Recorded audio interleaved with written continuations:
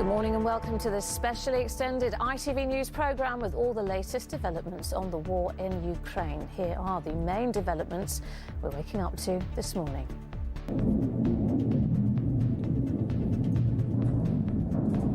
It's been another night of Russian bombardments here in the northern city of Chernihiv, where fears of growing civilian casualties. We'll bring you updates throughout the morning from our teams on the ground in Ukraine. Tens of thousands of people across European cities packed the streets last night to hear President Zelensky warn, if we fall, you will fall, so don't be silent. Well, Zelensky also posted a video denying he had fled the country after false claims started circulating online. More than 1 million refugees have now left Ukraine for neighbouring countries, many with heartbreaking stories of who and what they had to leave behind. This is just families arriving in their cars with the offer of a room, willing to take refugees back to their homes and offer them shelter. In Russia, the Kremlin announces a crackdown on Facebook as the propaganda war intensifies there. And here, the government says it's tightening the screw on Russia's oligarchs and their millions of pounds in assets. Good morning and welcome to a special ITV News programme on the continuing war in Ukraine. Overnight, the country's president has condemned the West and NATO for refusing to introduce a no-fly zone above the country. Addressing crowds protesting in several cities across Europe, he warned that if Ukraine is allowed to fall, Europe would be next. Well, attacks on several Ukrainian cities have been continuing, with Russian forces using artillery and airstrikes. Today, the US Secretary of State Antony Blinken will travel to Poland, the latest stop on a trip aiming to shore up support for their NATO allies. And in the last few minutes, a Russian news agency has reported that a ceasefire has just come into force around the cities of Mariupol and Volnovakha as part of plans to create humanitarian corridors to allow civilians to leave. Well, this is the scene in Kyiv this morning, which appears to have had a relatively quiet night, but tensions remain high and the streets eerily quiet. With the latest developments, Sejal Carrier reports. Day 10 and the battle for Ukraine rages on. In the city of Chernihiv, north of the capital Kyiv, explosions overnight as Russia continues its assault.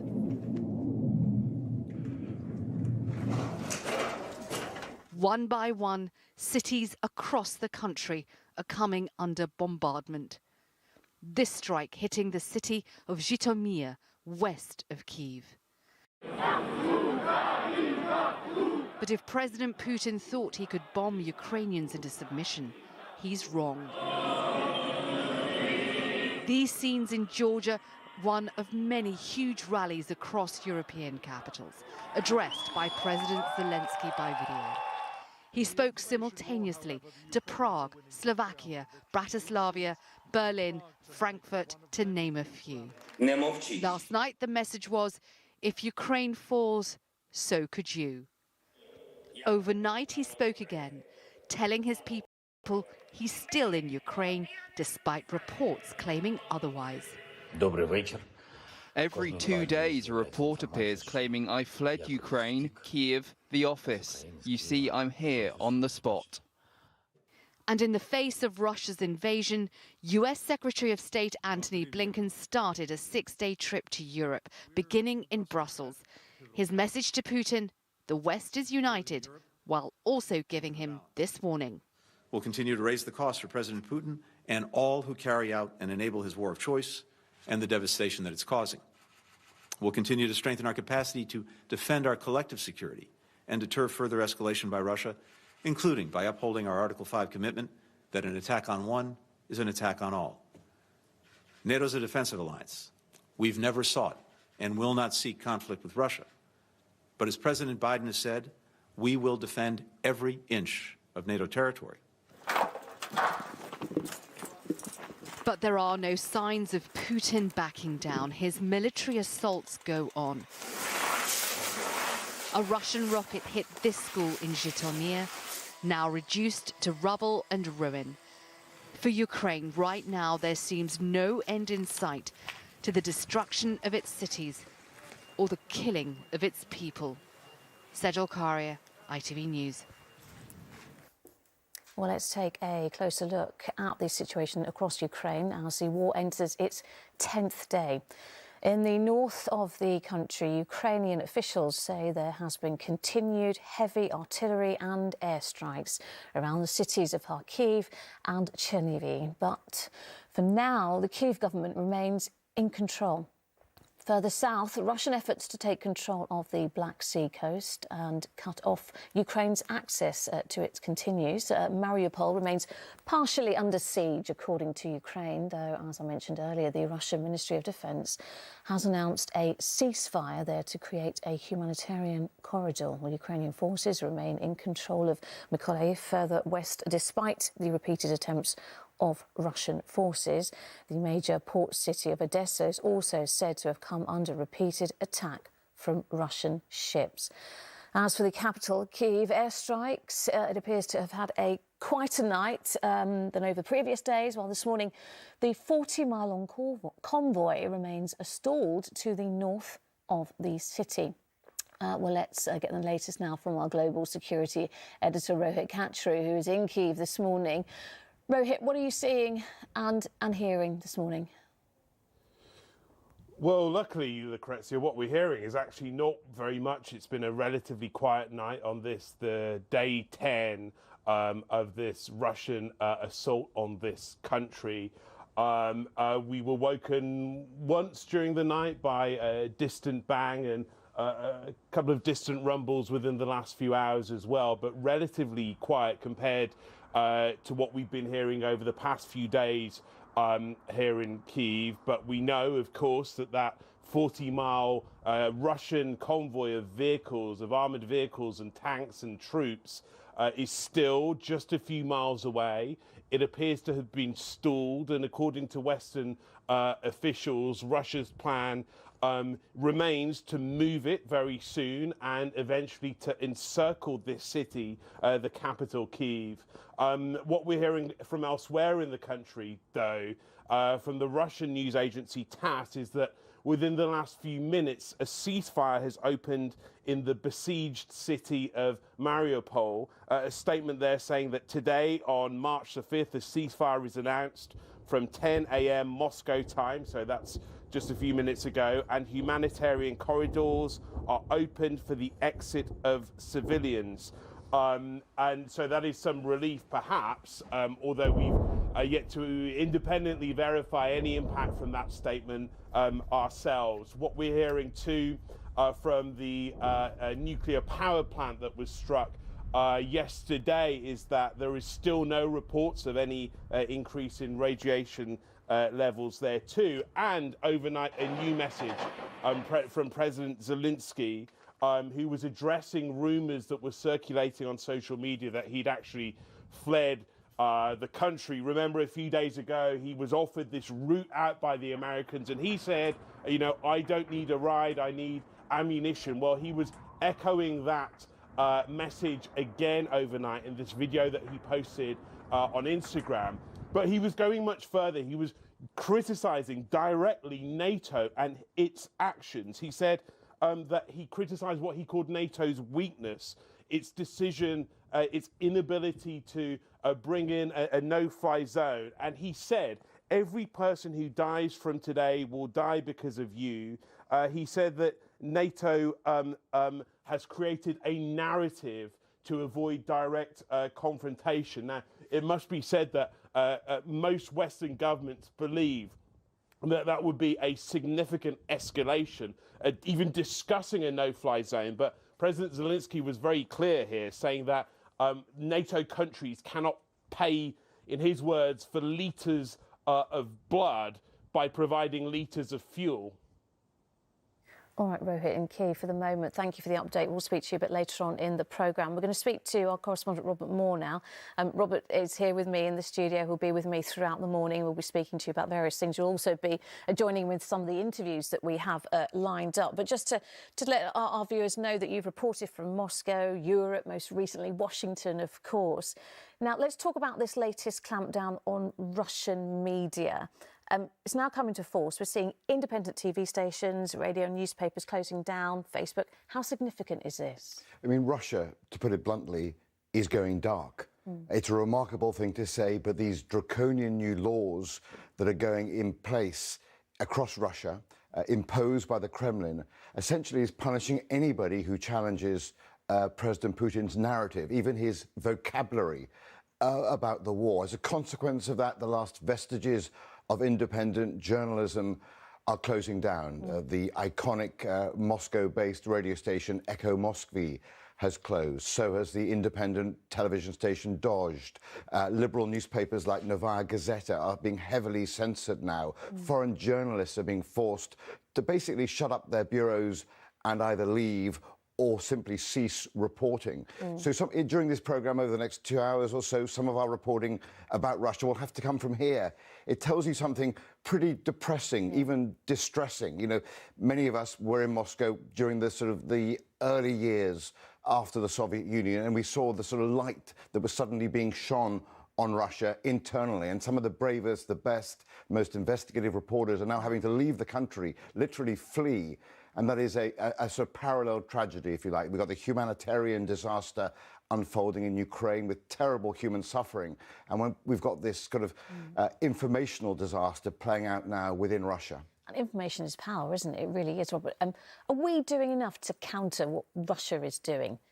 Well, you know, we are trying. But of course, you know, when we face draconian new laws which threaten reporters with many years behind bars for even using words like invasion or war, rather than the Kremlin's preferred term of special military operation, then clearly that is imposing, you know, a terrible restriction on journalists, and you know, combating that is going to be extremely challenging. So this is, you know, for Russians, I mean, this is really slamming the door, as one journalist put it, slamming the door on a free-flowing information, and freedom of expression is now under the gravest possible threat right across the Russian Federation. What does this tell us now about Russian tactics, the thinking in the Kremlin 10 days into this conflict now? I think that's the big story in a way. What it suggests is we have inside the Kremlin a paranoid leader, somebody who is deeply isolated, somebody who's trying to control a narrative that he understands is slipping from his grasp. So it does suggest that this war is now going to be conducted by someone who is isolated, who is paranoid, and who may have no sense of limits. I mean, we saw how President Putin conducted the Second Chechen War. We saw how he conducted the air campaign in Aleppo, and therefore he has a track record of using absolutely brutal tactics, and the siege of Ukrainian cities can be expected now to last for many weeks, and the human cost is going to be something terrible to witness. Yes, indeed. Well, I mean, it doesn't bear thinking about, does it? And I want to talk to you about what you said about President Putin being somewhat isolated now.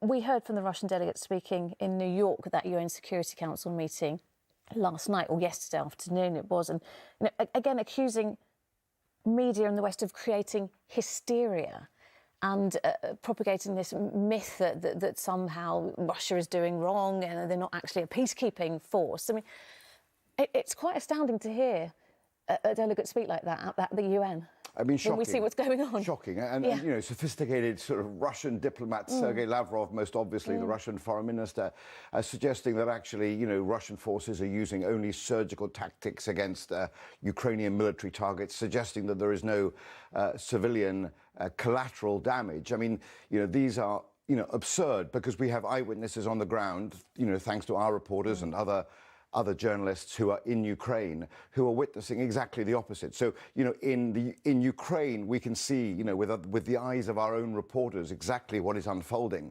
But the danger now is in Russia, we cannot have good visibility anymore. The reporters are leaving, independent journalism is dying. And so the great danger is, although we have some visibility on the human toll in Ukraine, as I say, in Russia, the situation is grim and it's going darker. What can we make of this announcement from Russia that there is to be a ceasefire around the port city of Mariupol in particular, which has been under constant bombardment, hasn't it, for the last few days?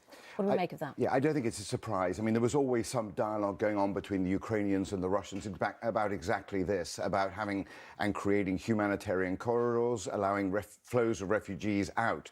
And that serves, both sides, if you like. It obviously allows humanitarian relief to some cities because it allows refugees to flee, but it also allows Moscow to tighten its siege and to try and get civilians out of the way. The great fear is, as happened in Grozny in 1999 and 2000, that the civilians flee, and that then gives the artillery of Russian forces and the Air Force even more opportunity to simply demolish cities. So it is a tragedy that's unfolding. I was texting with somebody close to the Biden team yesterday, and he warned me that the situation in the coming week is going to get a lot worse. All right, Robert, for the moment, we'll of course be speaking to you throughout this special programme. Thank you for the moment. Well, now we're going to going to Kyiv. We're going to speak to you, an Ukrainian MP, Lesia Vasilenko. Lesia, if you can hear me, good morning. Thank you so much for being with us this morning. I wonder if I can ask you, first of all, for your reaction to that news of a Russian ceasefire to allow humanitarian efforts in Mariupol. Well, it's very good news. Actually, it's the first morning with good news. I'm just hoping and praying that it will not be another trap laid for Ukrainian civilians by the Russian troops, because we had many of those in the past, and we have learned to be mistrusting of Russian promises. Because when Putin says he wants only peace, he attacks Ukraine. When he says that he is saving Ukrainians, he's actually killing Ukrainians by shooting with missiles on residential blocks of flats. So there are uncertainties about this green corridor, but I hope with all my heart that the people of Volnovakh and Mariupol, the children and the women of Volnovakh and Mariupol, will be able to leave that battlefield. Lesia, talk us through about your situation where you are currently, and also you had to make that very difficult decision, didn't you, to send your children away to safety, but you're remaining where you are and you are determined to fight for Ukraine. That's absolutely correct.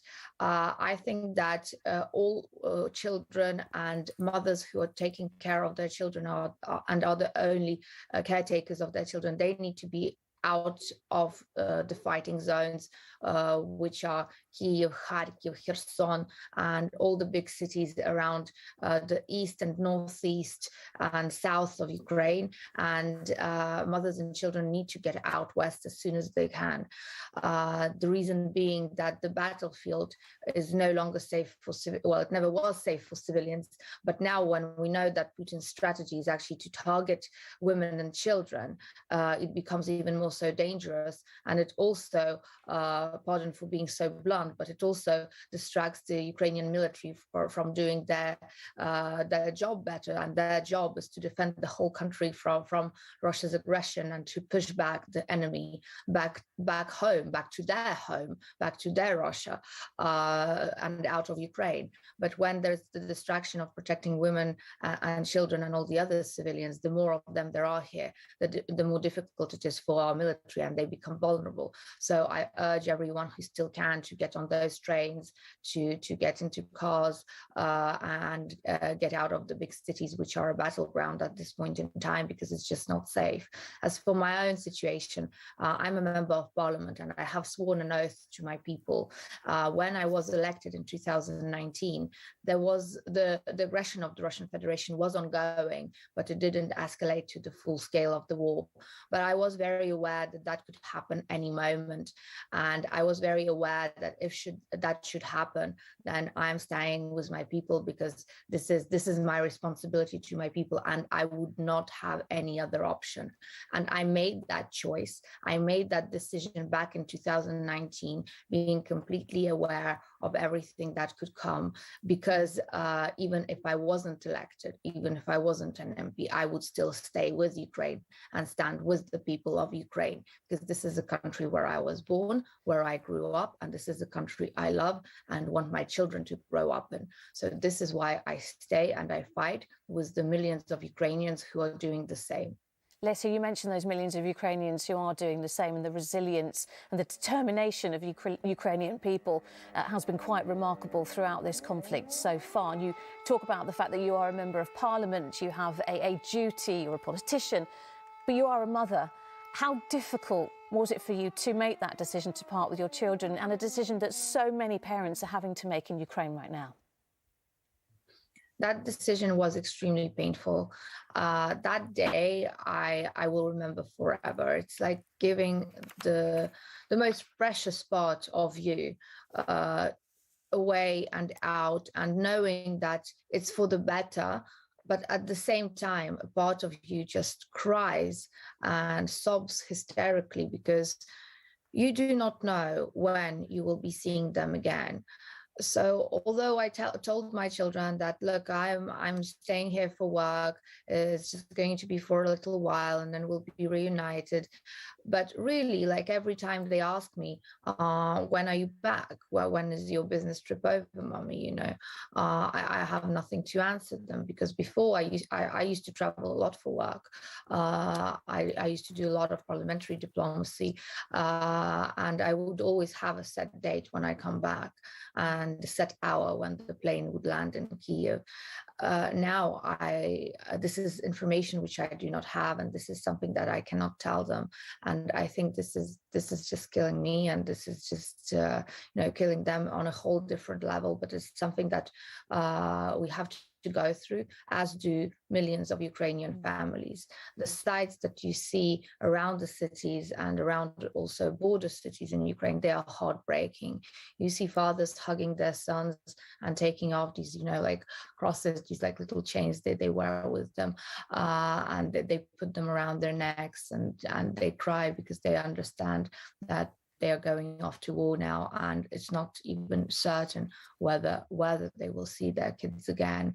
You see families sending their children completely on their own on these buses outside of the cities which are being bombed and shelled and basically razed to the ground by the Russian armies. And you see these families just sending their kids out there into the unknown, just hoping for the best, that they will survive. And this is heartbreaking. It's a pain that my country will carry for centuries, through generations and generations. But I hope that this is also the pain which will be the driving force behind the rebuilding of a stronger Ukraine, a Ukraine which will be fruitful, which will be a country where a future will be possible for any child who had to leave now. Lesia, thank you for the heartbreak you describe as something very, very difficult at the moment for us here to compute. I think my colleague Robert, our correspondent in the studio here, would like to ask you a question. Indeed. I mean, that's such a moving story about your decision-making as a mother. But as an MP, I wonder what you feel about whether the West is doing enough. We've heard from President Zelensky suggesting that that the West has blood on its hands for not imposing a no-fly zone. Do you share that view, or do you feel that like the flow of Western weapons to your military is compensation enough? I wonder how you feel the West is responding in these critical days. Look, I think the West should take off the rose-colored glasses and realize that we're all on the same boat. We're all in World War III, because Russia has declared war not just on Ukraine, but on the whole world, on the partners of democracy. And I hope still that the UK, the US, Canada, all those NATO countries essentially, and EU countries as well, that all of them are still partners of democracy. And if that is so, then they simply do not have the right to stand by and watch how Ukraine is getting thrashed by Russia's missiles, bombs, prohibited weapons they are using on Ukrainian civilians, and how they are destroying city by city in an attempt to erase the country as an independent state from the face of the earth. What NATO has done yesterday by saying they are too scared to introduce a no-fly zone, not to irritate Putin, NATO has put under question the very concept of sovereign states and independence. Basically, it means nothing now in the world, because the risk they are afraid to take is a minor risk. I doubt very much having all the intelligence, and I know this intelligence is available in the UK and the US plenty, that Russia has no resources to attack, especially by airstrikes, none of the NATO countries. They will not spread themselves thin. Their only goal is to erase Ukraine from the face of the earth and to erase a nation of Ukrainians. That is all they are focusing on, and they have no other resources to spare on anything else. So literally, the only risk there is at the moment is actually Putin dropping shells and bombs and missiles on Ukraine, including Ukraine's 5 nuclear power stations, or having control over these power stations. Now, he already holds control over the Chernobyl nuclear power station and the Zaporizhia nuclear power stations. What that essentially means that Putin doesn't even have to press the red button of which everyone is so scared of. Putin can just cause havoc and put an order to press a couple of buttons on these nuclear power stations, which he has control over, and then the world is facing a nuclear tragedy, a nuclear catastrophe, and that is it. And by failing to act now and having a no-fly zone over Ukraine, what the NATO countries did, what the UK government did and the US government did, they put in danger whole nations of the British people, nations of the American people, of the Canadian people, because they put them under threat of nuclear, not war, but under the threat of nuclear disaster waiting to happen at any point when Putin's bomb can hit one of those stations, or when Putin's soldiers can hold control over one of those nuclear power stations. So be mindful of that. And this is a call and an appeal to all the people who are watching this now to demand from the government of a no-fly zone over Ukraine. That is way less risky for the defense and security of you and your families than actually having a no-fly zone over Ukraine and stopping Putin having nuclear control over Ukraine. One more question, if I may, with you, Lesia. You talked about NATO. Your President Zelensky has been very critical of NATO's response so far. But I want to get your view on your president, because whatever people's politics, it seems, in Ukraine at the moment, whether they voted for him or not, whether he's an independent, isn't he? But his decision to remain in the country and not to take advantage of offers of safe passage out, he has become this symbol of hope, hasn't he? And he has united the country. You're absolutely right. I mean, I'm an MP from an opposition party. It's called the Holos, and we have been known to be very critical of the president and of his team, especially in parliament. But at this point in time, I could not have wished for a better president for Ukraine. Zelensky just showed himself from a whole different side. He is the leader that Ukraine really needs. I mean, in less than 7 days, he had more than 3 assassination attacks on him. He dodged every one of them. So he's just doing his job very brilliantly.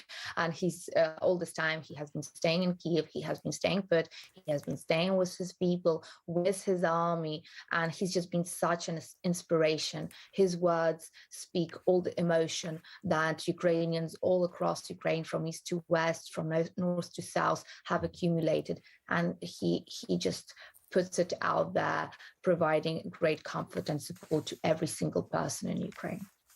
All right. Lesia Vasylenko in Kyiv, thank you so much for talking to us this morning. And we wish you all the best, really, and please stay safe. Thank you very much. Thank you.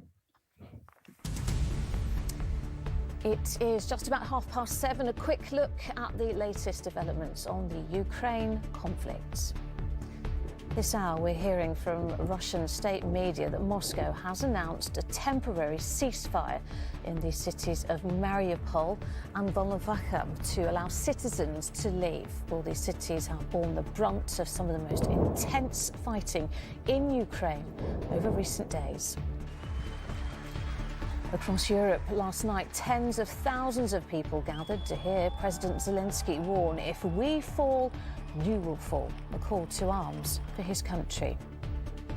And he's denied claims circulating online that he has fled.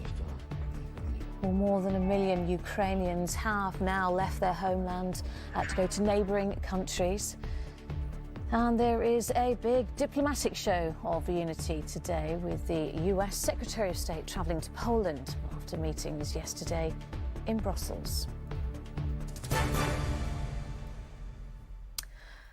We'll be getting a military view from the retired British Army officer, Major General Patrick Cordingley.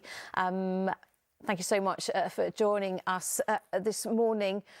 First question really has to be, what do you make of the latest Russian tactics and in particular this reports of a ceasefire?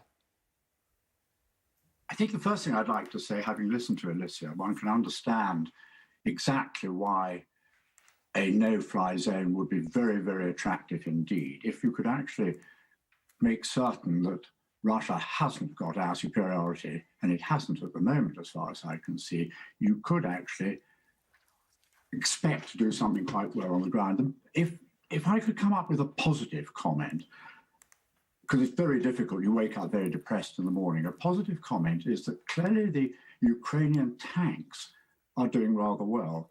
They took a hard lesson in 2014, and they learned they had to move at night, and they learned that they had to move very carefully to make certain that they were hidden. But we hear, and it's unconfirmed, they may have destroyed over 100 Russian tanks, and they're doing well. And that is, I think, when you hear about this column coming down from the north, that's actually very encouraging news. So I just put this positive slant, if you like, for a moment on what's going on. Of course, the tragedy is that without being able to knock the Russian Air Force out of the air, and without being able to stop these artillery bits coming in, the cities are going to go on being bombarded, however effective the tanks are being against the Russian tanks, and they are being very effective.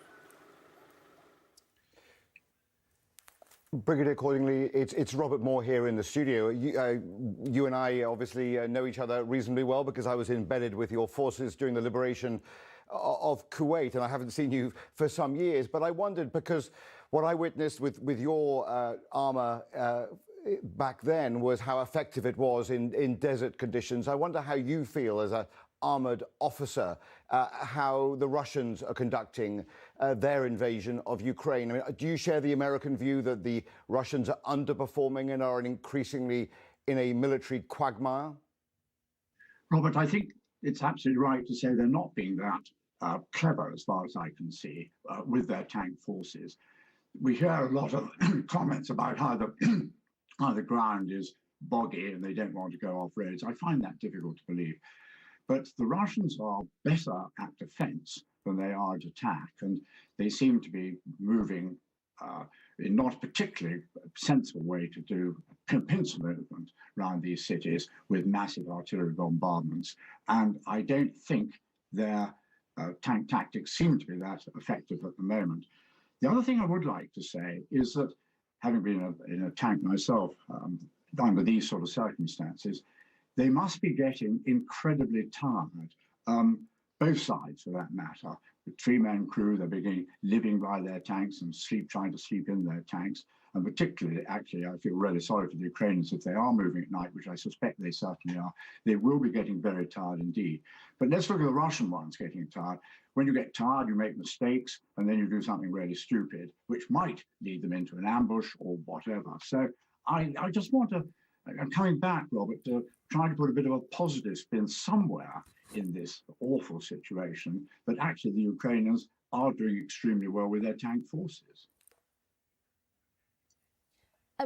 Brigadier Accordingly, we see the pictures now coming out from Ukraine, and it was a relatively quiet night for a lot of the country. But is this really just the quiet before the storm?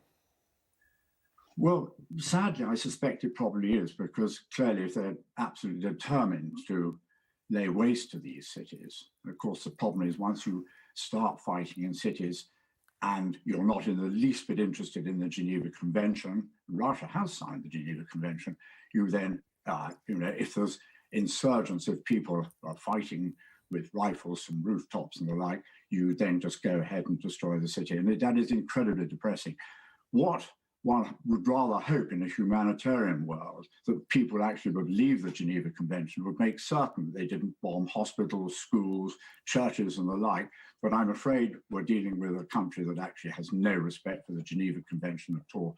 So however well and however positive I am about the Ukrainian army, and particularly their tanks, I suspect the next phase is deeply worrying. And if the insurgency, which clearly is going to happen, is going to go on, then these cities are going to take a hell of a bad pounding. OK, Major General Patrick Cordingley, thank you very much for the moment. Thank you.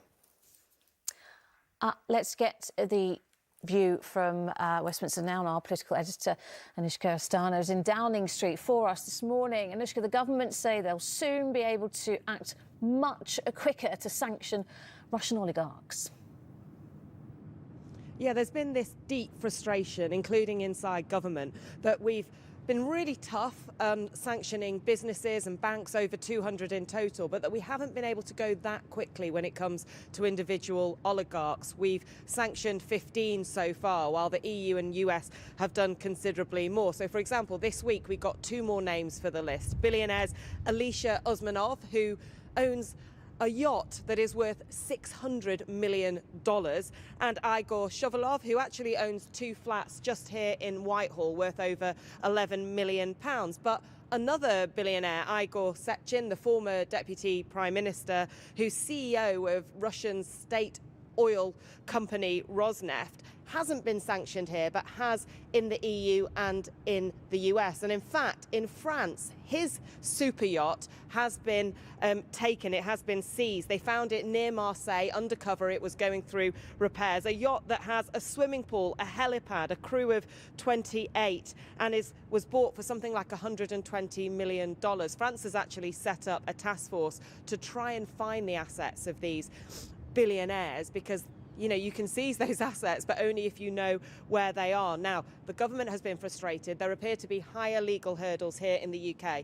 And so on Monday, we're going to get new legislation. It's called the Economic Crime Bill. They're going to rush it through Parliament so it becomes law on March the 15th. And on Friday, yesterday, there was one amendment that they laid down, the same as a Labour one that had gone down earlier, which is going to mean that when the US or Canada or Australia or the EU places someone on a sanction list, we can immediately do the same here for 56 days while we then jump those legal hurdles. I understand that bill is also going to reduce those legal hurdles to make it easier to go more quickly in this country. Just one fact that I want to tell you that I heard that is extraordinary.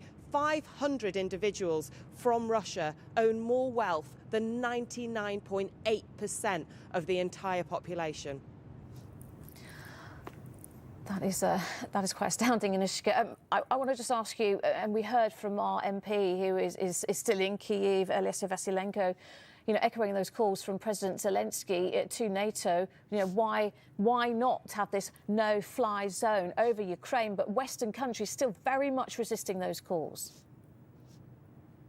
Yeah, and continuing to do so. There was a meeting of NATO foreign ministers yesterday in Brussels. Our Foreign Secretary Elizabeth Truss went there, and very, very clear message. They will stand by Article 5. That means that there is collective defence for NATO members, but Ukraine is not a member of NATO, and so they are not willing to talk about a no-fly zone there. I've heard that frustration myself from people in Ukraine. I spoke to a leader of a civil society group the other day saying, our skies are not protected. If you're not going to do a no-fly zone, can you send us anti-aircraft missiles? When I've asked people here about that, they say they have sent a lot of military equipment to Ukraine, including anti-tank missiles, and they are open to looking at other things, but clearly there is a desperation there. The focus, however, here remains on economic sanctions, and that was certainly the message yesterday when Elizabeth Truss went to Brussels. She also met with her G7 counterparts and her EU counterparts, and they are talking about ratcheting up economic sanctions, but clearly frustration because those economic sanctions are not at the moment stopping what we're seeing in Ukraine. All right, Anushka Astana and Downing Street for that political overview. For the moment, thank you very much. We're going to go now to the US and our Washington correspondent Emma Murphy, who is standing by in Washington. Emma, another big diplomatic push from the US in Europe this weekend. Yes, indeed. Secretary of State Antony Blinken is doing a 6-day trip around Europe. He will be visiting many of the Baltic nations to just try and shore up the feeling of support for them and also continue to work on that alliance that he's been building with NATO and the EU to try and offer a united front when it comes to facing Russia. He will be continuing to offer that view of democracy over autocracy and also speaking with Baltic nations about the kind of things that they need to feel protected, the kind of support they need in order to support those Ukrainians who are crossing the border and coming to them in order to try and seek some level of sanctuary. But he is aware, as he's doing these trips around Europe, that actually there is a need to address many of the criticisms that are coming from President Zelensky. The West seems to be utterly sure-footed in their belief that this idea of a no-fly zone is something that the Ukrainians are the only ones who want. But he will need to keep on building the narrative about why that is not necessary, because these are very powerful speeches that we're hearing from President Zelensky, and they will resonate with people who hear somebody saying, why can't you protect us from the skies? Now, the US's argument on that is, as we've heard so many times, that this would risk World War III, that you couldn't have American jets flying under the auspices of NATO taking down Russian ones without really serious consequence. But that is a message that they keep wanting to reiterate, as well as the fact that they are sending in more and more weapons to Ukraine. 14 flights arrived on the border yesterday with lethal defensive weapons. This was what not President Blinken, I'm promoting him there. This is what Secretary of State Blinken had to say just yesterday. NATO's a defensive alliance. We've never sought and will not seek conflict with Russia. But as President Biden has said, we will defend every inch of NATO territory. No one should doubt America's readiness or our resolve. At the same time, we'll keep open the door to dialogue and diplomacy, while making clear to the Kremlin that unless it changes course, it will continue down the road of increasing isolation and economic pain. And of course, they are continuing to look at the sanctions. They're continuing to discuss it as a bloc, as EU nations, the UK and the United States. But there will be some concern about how much further they can go with sanctions alone, whether or not there has to be some questions now asked more seriously about the reliance on Russian oil and the amount of money that is being spent. We're still spending around $700 million a day paying that money to Russia in order to have fuel across Europe, America and and the UK. So that is a really big issue that I think as the sanctions discussion goes on, as the refusal to even discuss really a no-fly zone goes on, will have to be addressed, because that is a huge amount of money, a huge amount of capital still going into the Russian coffers, and potentially that would be something that could start to see a real impact in Russia and maybe settle the Ukrainians a little bit if that money could be stemmed somehow. But of course, keeping the power supply on in Europe, in America, in the UK is really dominant in the minds of politicians in all of those countries. And so there will be a very, very big problem for them as they try and assess where they would get the equivalent amounts of fuel to be able to keep the lights burning, whilst also putting a further penalty on Russia. All right, Emma in Washington, those serious questions there, but also those diplomatic efforts which will continue into the weekend. Thank you very much for the moment. Let's go now to Romilly Weeks, who is in Lviv in western Ukraine, now a city many people are transiting through, and they are escaping, Romilly, from the fighting elsewhere. What can you tell us? that's right. Because I'm in Lviv Arena, which in happier times is a football stadium. It was built to host the Euros in 2012, but now it is home to between 500 and 600 people who've been displaced from other areas like Kyiv and Kharkiv, where there are much heavier fighting. And you can see there are lots of young children here. There are areas for them to play. There are mattresses laid out so the exhausted families who arrive here can get some sleep. And it is actually quite comforting seeing the children run around and play, because amongst the adults, I can tell you, there is a great deal of exhaustion, a great deal of tears. I'll just walk around here so I can show you exactly how everything is working here. This area, this centre is being staffed entirely by volunteers, people who've given up their jobs in order to help out in the war effort. On my way in, I met a man called Andrei, who's an artist, who's signed up actually to join the Ukrainian army, but he's been told for the moment he's 59, so he's quite old, so he's being held in reserve, so he's now working here to help. People are brought here, they're registered in this area over here, and people try to find out where they want to go to and whether they can be matched with local families here who could offer them a place to stay. Some of them are deciding to stay here, others are deciding to take a train, often on to Poland. And you can see behind me there's a cafe, also staffed by volunteers. Local families are making food and bringing it in here. And I was talking to the lady who runs this centre, who says that is working very well at the moment, but there will come a time when people run out of food and can't afford to do that anymore and need to feed their families as a priority. I just want to tell you some of the stories that we've been hearing here. I've been talking to a grandmother over here, Yana, who has arrived from Kharkiv with her 2 grandchildren, traveling overnight. She told me they decided to leave because houses all around them were being shelled. She described it as completely indiscriminate shelling, that her grandchildren are totally traumatized. They've had to leave their parents behind, but they have at least arrived here to safety in Lviv. And I want to come over here and talk to Yulia, who has left her family behind and is trying to travel on to Poland. Yulia, thank you for talking to us. Can you just tell me sort of what made you decide to leave, where you've come from, and what your journey has been like? Okay, I come from Kyiv, Ukraine. This decision wasn't really mine. It was my parents' decision, as they are very worried about the situation happening in Ukraine. And they wanted me to go abroad, so to say, to save my life. But honestly, I think about it in a way that I can save them some food and some water in case there's a shortage if I leave, and I can help them from abroad.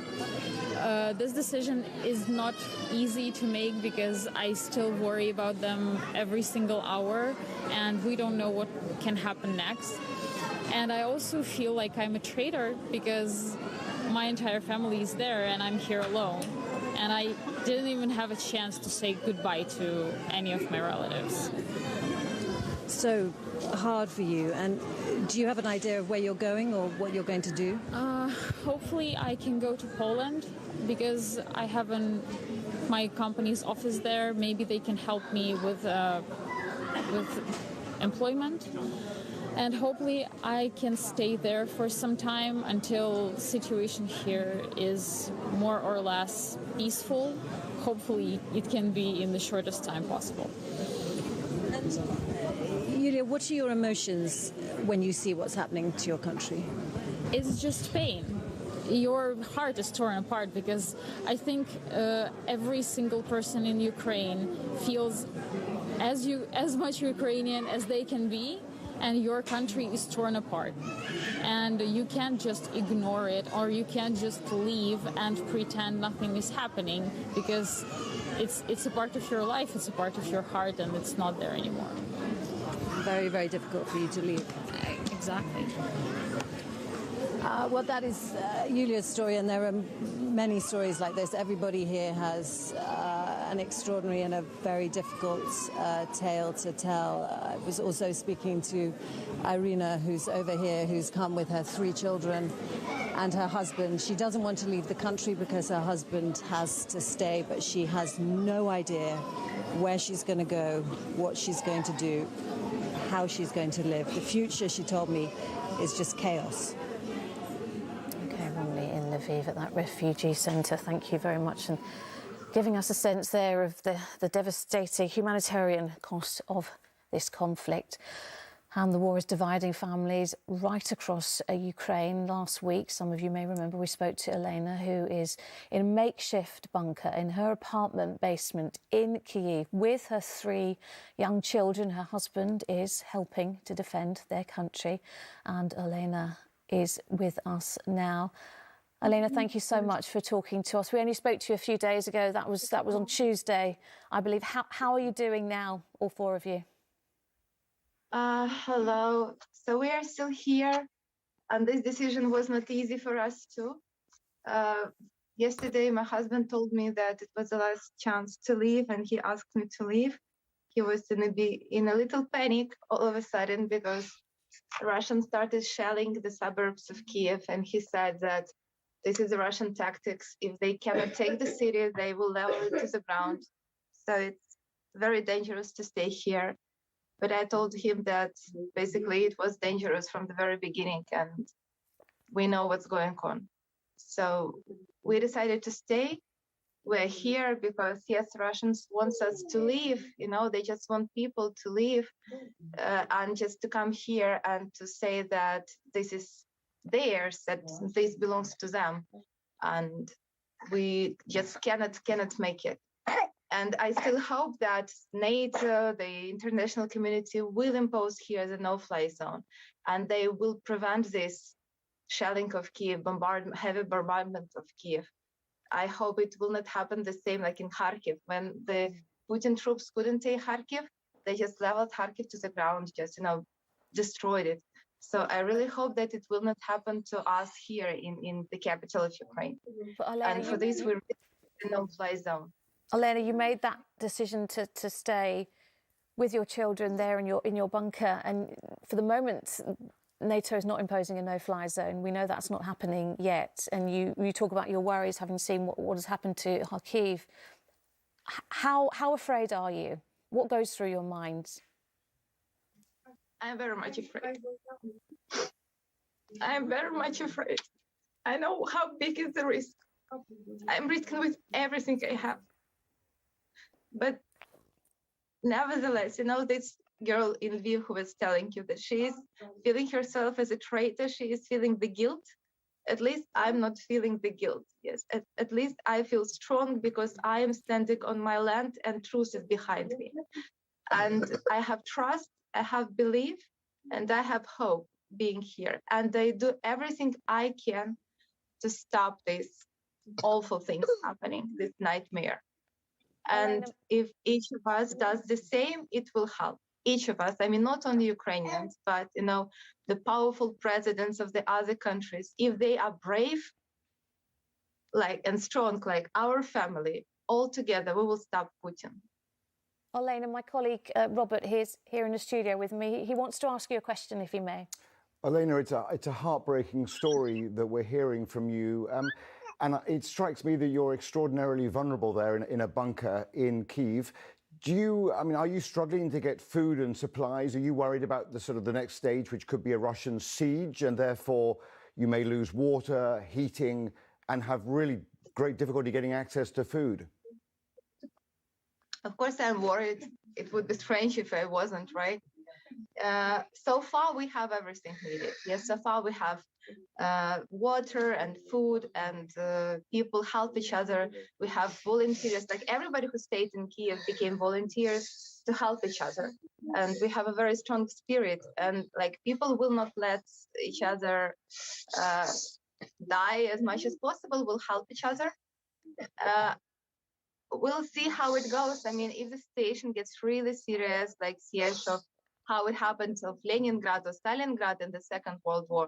I mean, I hope that like the world powers will intervene finally and will not let people just die here because Putin decided that he wants this piece of the land. That, you know, this will add enough of courage to the other countries. Maybe, you know, they will see that economical sanctions are great, but not enough. Maybe they will see that ammunitions are great, but for example, I cannot take an anti-tank missile into my hand. And if I cannot hit the airplane flying above my shelter. I mean, hope, yeah, and the spirit is our main force here. But we need no-fly zone, you know, to use it. Elena, my final question has to be, you know, we see you here, you're in this bunker, you have no idea what is going to come tomorrow, really, but you are surrounded by your family. How much comfort do you take from that, at least? A lot. You know, I've read that in the Second World War, when Britain was bombarded by Nazis, those children who were evacuated but were separated from children, they suffered more than children who stayed under bombardment but with the parents. So I'm trying to be, you know, like a shelter for my kids. And basically they give a lot of psychological relief to me and to the other people in the shelter. You know, children are something so innocent and that give you strength, yes, and give you hope and give you the reason to fight. You know, when my husband knows that we are here, you know, he will be fighting like a lion, not to let them come. But he can do nothing with the airplanes. That's the problem. Elena, thank you so much for talking to us this morning. Please do take care and stay safe as well. Thank you. Now, there are many people in the UK and, of course, around the world watching events in Ukraine with concern for loved ones there. One of those watching from afar is Roshdi, a doctor from Bristol with family in the city of Lviv. Our correspondent Rupert Evelyn has been speaking to him. Every word, every call, every update, everything has meaning when communicating with family in Ukraine. They try to reassure me. They try, try to say, yeah, we're okay. But I know they aren't. I know they are not okay. And I'm really worried that I will never see them again.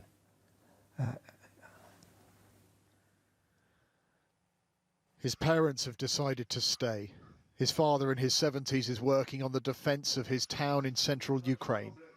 He's a grandparent with a rifle leant up against the wall. People like my father will never leave. They will stay and fight till the end. And Ukraine has a big population, and I'm afraid that carries on. You know, more and more cities will be destroyed, and then Ukraine will be in ruins. Rosti is an A&E doctor. The front line of an NHS hospital is, of course, a world away from the front line in Ukraine. He can't help but wonder whether he should take his clinical skills there. I'm torn apart. Part of me wants to go to Ukraine and help and leave, do whatever I can. I've got my family here as well, and then I have to look after them. If I go to Ukraine, I don't know if I come back or when. Привіт. His sister Natasha is fleeing the country with her children and hoping to cross the border soon. It's been a frightening journey into the unknown. Little in the way of food, all their belongings in a single suitcase, and a desperate wait for a train has taken its toll on everyone. Absolutely shocked. Basically, she said this was the hardest journey into her entire life. So for 2 days, they haven't slept and eaten. And it's a nightmare. And she's really, really worried about going to Poland because she can't speak the language. She doesn't know anyone there. She's worried about her children. Will they have food? Will they have clothes to wear? Doing what he can from afar, Rosti is extremely anxious, both for the now and what may be a very bleak future. All I think about is Ukraine. I check the news every 5 minutes, basically, on the phone, on the computer. I wake up in the middle of the night to check the news to see what's going on. Call my parents, my sister. multiple times a day, more than 20, I would say.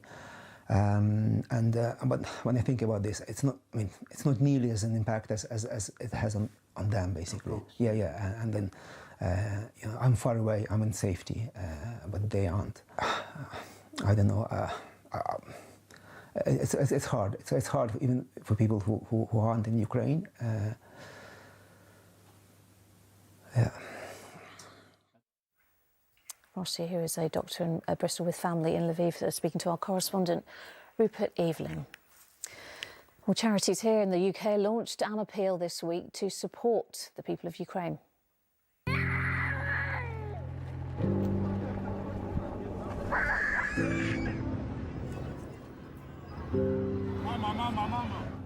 In an instant, 1 million people in Ukraine have been forced to flee, fearing for their lives. The appeal has already raised more than £55 million with donations from hundreds of thousands of people and gifts from the Queen, Prince Charles and other members of the royal family.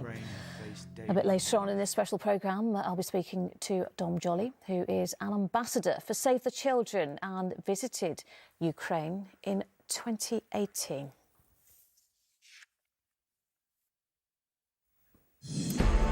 It is 8 o'clock and you are watching a special ITV News programme on the war in Ukraine, the latest developments so far this morning. A temporary ceasefire has been in place for an hour now in the cities of Mariupol and Volnovakha to allow citizens to leave. The mayor of Mariupol says the evacuation of civilians will soon begin. Across Europe last night, tens of thousands of people gathered to hear President Zelensky warn, if we fall, you will fall, a call to arms for his country. He released a video denying claims circulating online that he had fled Kyiv. But more than 1 million Ukrainians have now fled their homeland to neighbouring countries. And there is a huge diplomatic show of unity today with the US Secretary of State travelling to Poland after meetings in Brussels yesterday.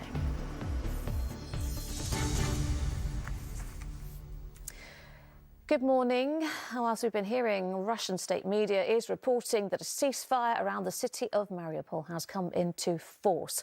The mayor of the city says the evacuation of some people there may begin in the next few hours, but elsewhere the attacks are continuing, in particular around the town of Chernihiv. Sejal Carrier has the latest.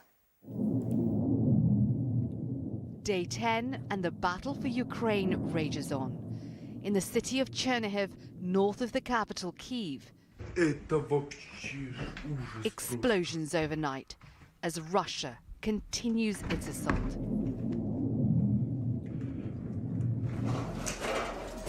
One by one, cities across the country are coming under bombardment. This strike hitting the city of Zhytomyr, west of Kyiv. But for the people of Mariupol in the south, desperate to flee the bombs, this morning Russia says there is a temporary ceasefire in place and the opening of humanitarian corridors. The besieged city has seen days of intense shelling. Another has been announced for Volnovakha, which has also endured heavy clashes. But war rages on elsewhere in the country, and if President Putin thought he could bomb Ukrainians into submission, he's wrong. These scenes in Georgia, one of many huge rallies across European capitals, addressed by President Zelensky by video.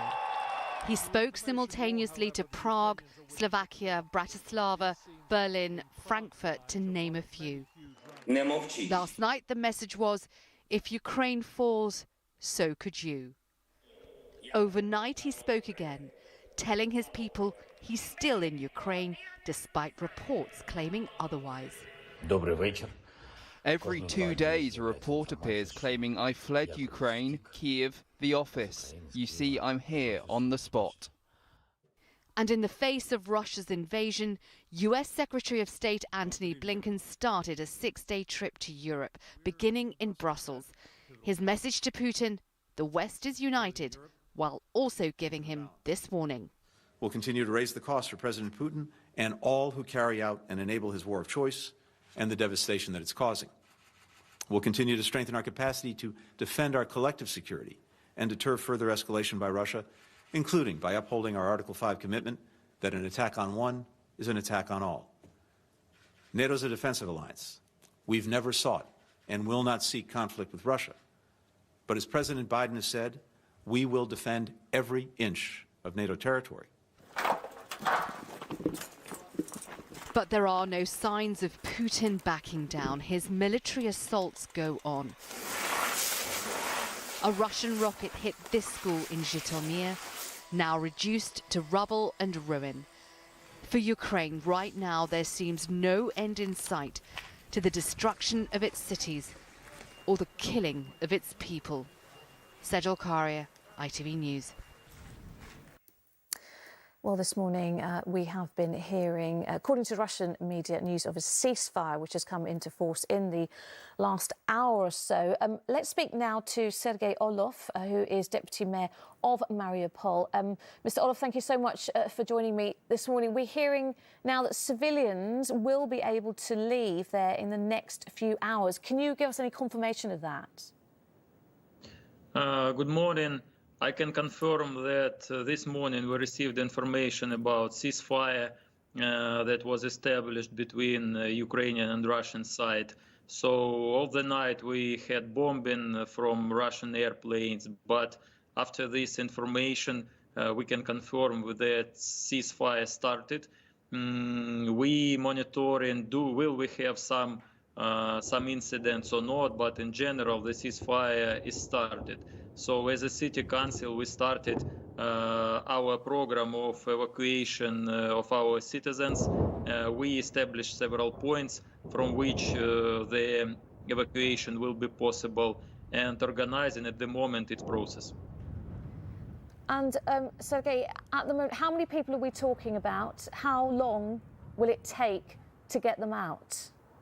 We received information that ceasefire will be settled up to day, so during up to 17 o'clock or something like this. So we have prepared some buses to evacuate to Zaporizhia. We received information about road, and this road is we know this road, so from Mariupol to Zaporizhia, and we started to evacuate citizens. We have about 50 buses. It's big buses, it's communal buses, which will go from Mariupol to Zaporizhia. And also we received information that evacuation on private cars is also possible with some pictures of Red Cross or something like this. So we give this information to citizens. But the hardness of situation is that in Mariupol we don't have electricity, water, and cellular phone heating for days. That's why it's quite it's not so simple to collect people and to give them information. And also they do not have fuel for their private cars. So we are organizing this process at the moment. Mr. Deputy Mayor, it's Robert Moore here, a correspondent in the studio. I wonder if this ceasefire is a source of hope for you that it could be potentially extended, or do you worry that it could lead to the exact opposite? Actually, it could mean the evacuation of civilians in order for the Russians to use even more brutal tactics against the besieged city of Mariupol.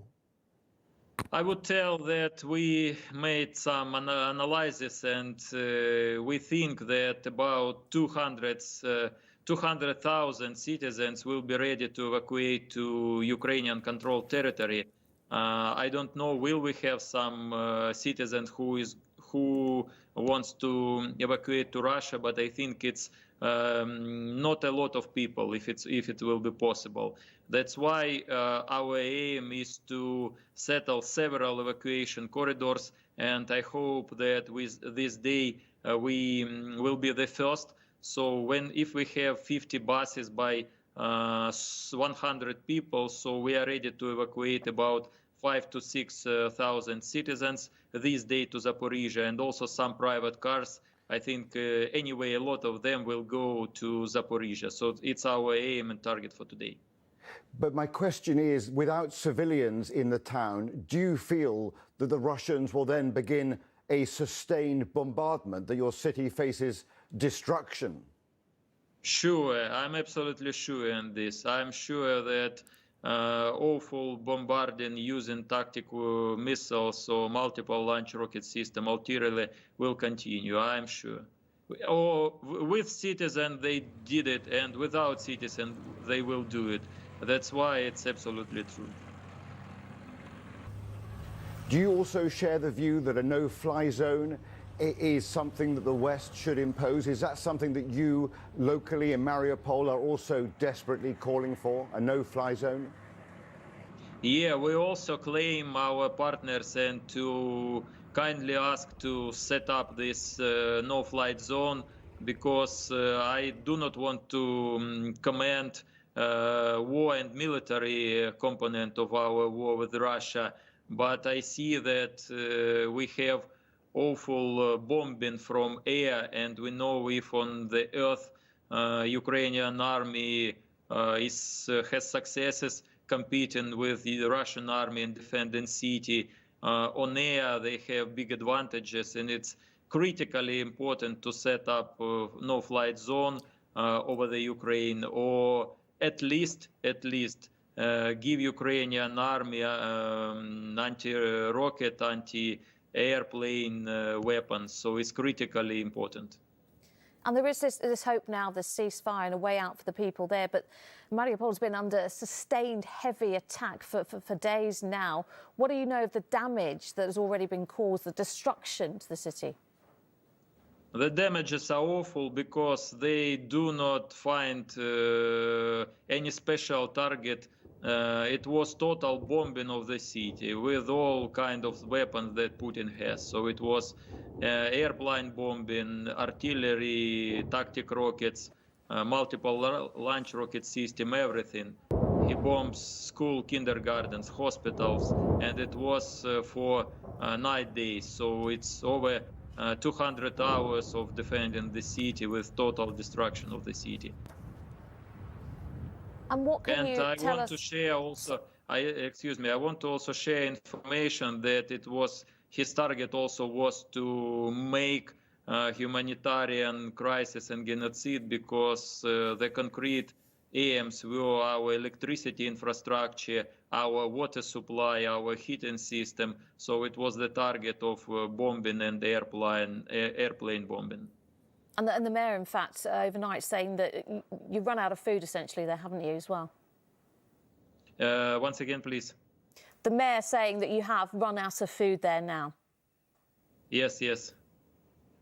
It's a pretty dire situation. Deputy Mayor Mariupol, Sergei Orlov, thank you so much for talking to me this morning. We wish you safe passage as well. Thank you. Robert, let's just talk to you. Everyone that we're speaking to in Ukraine calling for this no-fly zone, but they're not getting it yet. I think one of the really sort of compelling themes to come out of the programme today is how everybody in Ukraine is now calling for this no-fly zone. You know, we've had that from families hiding in basements. We've had it from the deputy mayor of a besieged city, from an MP who opposes Zelensky, but who nevertheless is calling for NATO action. And the other point is this call is only going to increase over the coming days as the Russian bombardment develops and the tactics become even more brutal. But the absolutely key point to understand is this no-fly zone is not going to happen. And if you understand, you know, the imposition of a zone like that, then you understand, you know, why NATO, the NATO alliance, cannot bring that into place, because it would involve the destruction of Russian airfields to make the air zone safe. It would involve taking out surface-to-air missiles. It would involve dogfights with Russian aircraft in the skies over Ukraine. In other words, it would involve the very action that for decades NATO has been trying to avoid at all costs, namely a direct military conflict between Russia and NATO. And if one NATO army or air force gets involved, all 30 NATO members become involved under Article 5. So it would lead to a serious contagion way beyond the borders of Ukraine. As the NATO Secretary General put it, imposing a no-fly zone is the beginning of a Europe-wide war. So you can understand, despite those heartfelt pleas on the ground for a no-fly zone, the NATO alliance, the Western alliance, is unlikely to go that far. That would be an extraordinary step and a very dangerous one. It seems to just be, we're in an impossible position at the moment when you take all those factors into account. There is an incredible concern, of course, that this will escalate when we see nuclear weapons. We have seen attacks on nuclear plants. Now, some are saying this amounts to pretty much the same thing. If that attack on Europe's largest nuclear power plant hadn't ended the way it did, we could be in a very different position right now. Of course, I mean, one of the distinguishing parts of Ukraine is it's got a huge civil nuclear program. So suddenly, we've got a major war playing out in a country with many nuclear power stations. It's not true to say that there's other things that the Western alliance can't do. There are other domains. There's cyber warfare that undoubtedly, in my view, Western nations are beginning to engage in now to try and slow down the Russian military advance. In addition, perhaps the most significant military step of all is that we know from reporting overnight from the New York Times, many hundreds of Javelin anti-tank missiles and Stinger anti-aircraft missiles are now flowing in to Ukraine to bolster the defences of the Ukrainian military. So in a way, this has become, if you like, a proxy war. We're not going to be imposing a no-fly zone, but we are pushing in significant amount of military materiel. Inventories from the US Army are being emptied and moved to Poland and then into Ukraine. So, NATO has a dog in this fight, if you like. It's pushing in weapons. It won't be prepared to impose, in my view, a no-fly zone. The risk of escalation is vast if that step was taken. But instead, we're fighting essentially a proxy war in which NATO members are pushing in weapons to try and help Ukrainian defences. We mentioned earlier this huge diplomatic effort that is coming from the US. We've got the US Secretary of State heading to Poland this weekend. Are we running out of diplomatic options, though? When we hear France's President Macron had a very long conversation with President Putin over the phone and came away from that saying, well, basically, worse is to come. He wants all of Ukraine. Where are we diplomatically? What more can we do? Well, the diplomatic efforts aren't really, in terms of having a dialogue with Moscow. What the diplomatic efforts are all about is making sure that the NATO alliance and the European Union stays solid, that there's unity from the Western side. That is the absolute focus of the diplomatic effort at the moment. In terms of a dialogue with Moscow, that's always going to be a possibility. And we've seen in Mariupol, just as we heard a few moments ago, that there will be kind of local ceasefires to allow humanitarian relief to go in, humanitarian corridors for civilians to be evacuated. So that's the sort of local diplomacy that will happen. But in terms of substantial sort of diplomatic efforts between Kyiv and Moscow, between NATO and the Kremlin, I think that looks, vanishingly small as a prospect in the coming days, simply because it's clear that Vladimir Putin's military strategy at the moment is increasingly brutal. It's about conquest. It's about trying to lay siege to Ukrainian cities. So while that goes on, the prospect of a diplomatic effort that brings about a sustained ceasefire, I mean, that's very remote at this point, I'm sad to say. All right, Robert, for the moment, thank you. One of the things that we've been hearing from this morning, of course, those trying to get relatives out of Ukraine to the UK, and we've been hearing how complicated the system has been. One man who lives here has been trying to get his partner's mother to the UK. I'm pleased to say Edgar Dubrovsky joins me now from Bucharest in Romania. Edgar, what is the latest on your attempt to get the necessary paperwork to make this happen for you? So, thank you. So this has been day 6, I guess. Finally, the form appeared, as I mentioned on the news yesterday, magically. We filled it in, and unfortunately, the guys at the visa center in Bucharest were amazing, I have to say. There's about 50 to 60 families now trying to figure out and fill the correct forms. Informed us that we might get it in the next 24 hours or 48. They have no idea, unfortunately, because obviously it's weekend. So we're sort of stuck a little bit, not knowing, do we book tickets or do we move to maybe slightly more Western, because it still feels a bit dangerous because we're only something like 300 miles away from the war zone. So yeah, that's where we at. It's been day 5 of trying to figure out paying for some Airbnb, staying at this beautiful flat of friend of a friend. That's where we at. Edgar, I just want to get a bit of background here. Just explain to us right now, because you are in Romania, but you're trying to get your partner's mother to the UK, and she fled Odessa. Just give me a bit of background there. Yeah, so my partner is British national. I just want to stress this. She has a British passport. So her mom lived in Odessa only a week ago, had a hairdressing salon and a beautiful sea view flat. The war kicked off and it turned into absolute hell, and it was clear she has to flee. She fled to Moldova by, again, friends of a friend's car. That took over 31 hours to actually get into Moldova. The last 6 of these hours was on foot, and she's 60-year-old, and it's +2 degrees at night. She hasn't slept all of those 31 because she was also driving parts of it, helping the driver. Crossed Moldova, was met by amazing volunteers there, slept overnight in Chisinau, which is the capital of Moldova. And then next morning, they drove her to the border of Romania, where we flew in a day before, rented a car, drove, and met her there finally to the relief, because, it was just hell for all of us not knowing where she is sometimes. And reception is really bad around Ukraine and Mariupol and Moldova. Well, relief for you, finally, Edgar. We're hearing so many stories like yours and your mother-in-law's. It must have been so frustrating for you to have to go through all that and still waiting for the necessary paperwork. Do you feel that you've been let down by the UK government? I think it's two things, Obviously, they're very thankful. First of all, my partner, who's born Ukrainian but got British citizenship. That's amazing, and we're obviously thankful for that. The trick is promising that the borders are open, and there's been press statements, there's been press releases from Home Office that, yes, everyone can come in who has Ukrainian mother, daughter, brother. That's not the fact. It's just not the fact. When you promise that while bombs are still falling and there's humanitarian crisis at the borders, there's elderly people on foot for ages trying to cross. Obviously, it's really hard health-wise.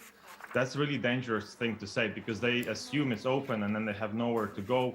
They're really stressed. A lot of them don't know English that well. I'm really lucky to know English. But there's a lot of kind of paperwork to go through. There's a 30 questions questionnaire, and you have to call a number, which I want to stress is a paid number. The 24-hour one is a paid phone number you have to call to UK from a local mobile phone, which is insanity, I think. And they don't speak Ukrainian or Russian on that line, unfortunately. So for a lot of guys, it's everyone helping everyone, speaking English on the phone and being in that queue of visas. I think they have to up the game a little bit if they actually want to help and not just score political points. Maybe employ a couple of people speaking Russian and Ukrainian so they can help on that phone. Because the woman crying to us, literally crying in the office yesterday, in the visa office, begging us to speak to that woman on the phone because she could not understand what she was asking. So there is this kind of grand scheme of gesture, which is really nice.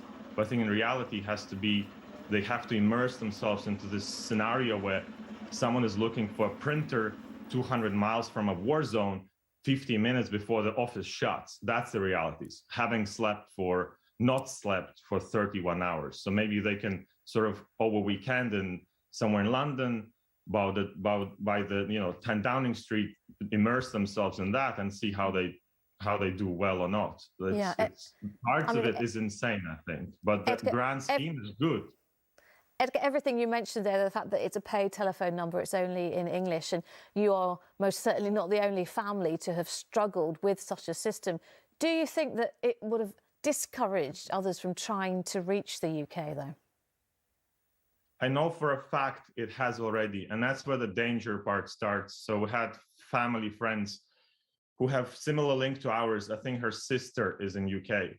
And because they knew our story, that we still can't apply, and they had nowhere to stay in a neighboring country to theirs, because Poland is doing really hard to get people in, but they're also struggling on the border.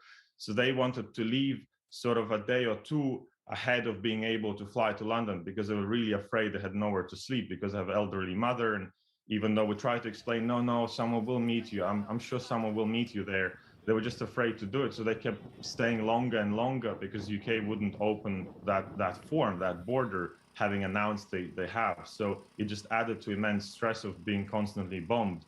And in realities of it, they're sort of losing hope there, because some cities are sieged really badly. And yes, there's some promise of humanitarian corridors, but only 2, as you have reported, have opened. But there's also cities of Kherson where still shelling is going on and people just can't escape, or parts of Kiev.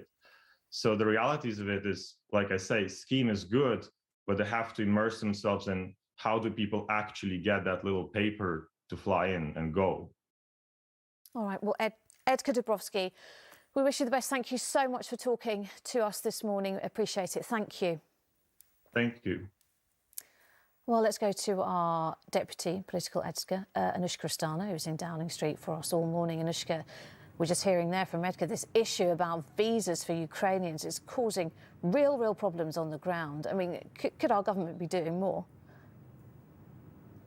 Well, there has been real frustration here about the speed at which we've moved on this. We had a situation where Ireland straight away, for example, just dropped visa requirements for Ukrainians so that they could come there for 3 years. And it feels like we have moved very slowly, to the frustration, by the way, of many Conservative MPs. I've even spoken to ministers who wish that the Home Office had moved more quickly on this. Day one, we were told, you know, that immediate family members, and that was a very small group, could come, and that could be 100,000 people for 12 months. Then the next day they said extended family members, and they talked about 200,000 people. We weren't quite sure where those figures came from. And, you know, even that scheme, they're talking about 6,000 applications by the end of March. Priti Patel, the Home Secretary, did go to Poland yesterday and talked about this. And she's also talked about a separate route, a humanitarian route, where people without links to the UK could come here, but it hasn't been set up yet. And as you've just been hearing there from the stories on the ground, it is very hard for people who want to come here. And yet we see those images, for example, in Germany, of families meeting up and trying to take Ukrainians to safety. And there are people here who want to do the same. One Conservative MP said to me yesterday they would like to open up their house and take a Ukrainian family, and there isn't a way to easily do that. So there is frustration, although MPs say to me they are glad to hear that there is going to be this other humanitarian route that would allow people without family links to get here. Beyond that, when you speak to Ukrainians, and I've done that quite a lot here because there have been protests right here by Parliament, they do say ultimately, yes, they want to see more action on this. They want to see a way that people can get here, but many of their relatives want to stay there as well and to either fight or be close to home. But yes, there is a lot of pressure and a desire within the Conservative Party and beyond for the Home Secretary to move more quickly on this. Pressure from within the party and beyond as well. And the reality is that a lot of backbench MPs will be hearing more and more stories like the one we just heard from Edgar from their constituents. Yeah, absolutely. That they'll be hearing them, they'll be seeing the pictures on TV. They're having the same conversations that all of us are having. They're watching on in shock and horror, and there wants to be a kind of humanitarian response to this. It was, you know, very clear when the government said that they would reduce visa restrictions for family members for 12 months, that they would very quickly have to extend that. MPs were saying they would have to extend that, and that's exactly what Priti Patel did yesterday. It's now been extended to 3 years. That everybody wants a humanitarian response to this and to be able to help in any way that they can. It's Robert here in the studio. Is there any sense of discomfort about double standards, that we're treating Ukrainian refugees differently than how we have treated Syrian and perhaps Afghan refugees fleeing those war zones? Is there a sense of discomfort at all in government circles? It was certainly something that was raised when there was a briefing on this issue yesterday. And, you know, the position of the government is that with the schemes that will allow people to come here, that Ukrainians will not be able to, you know, jump ahead of Afghans who are waiting to come here. But as we know, there is a real backlog in Afghans trying to come here. I mean, I've been speaking to a family in Istanbul who actually worked for the British government through a security agency in Afghanistan and should be able to come here as part of a scheme and has simply not heard back from the government. I've actually just very recently been in eastern Turkey and met Afghan refugees who are still fleeing and who should not be forgotten about and who are taking treacherous journeys to try to get here.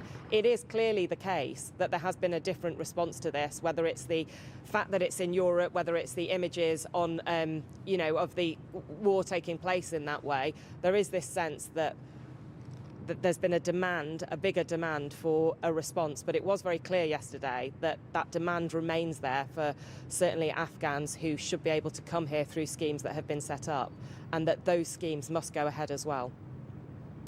Anushka at Downing Street for the moment. Thank you. We're going to speak again now to the former British Army officer, Major General Patrick Cordingley. Thank you so much for being with us this morning. Let's talk to, first of all, this news of a ceasefire and a humanitarian corridor. Would this be part of tactics to clear civilians before attacking again?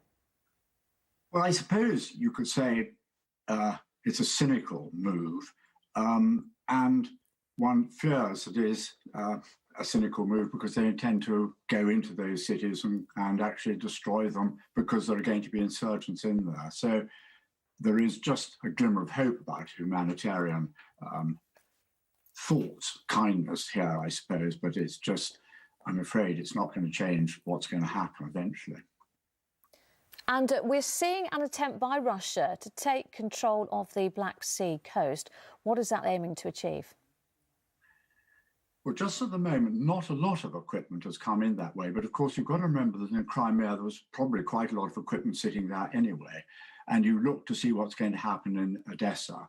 And therefore, you get a sort of pincer movement going on where they can come up now from, well, if they get to Odessa, they can come up from the south, the other side of the great river that divides the country. And that is very worrying when they've got a complete grip of those ports in the south. All right, Major General Patrick Cordingley, thank you very much for the moment. It is just after 8:30. A quick look at the latest developments on the Ukraine conflict. The Deputy Mayor of the besieged city of Mariupol has confirmed to our programme this morning that the evacuation of citizens has started. There is a temporary ceasefire in place this morning there and in Volnovakha.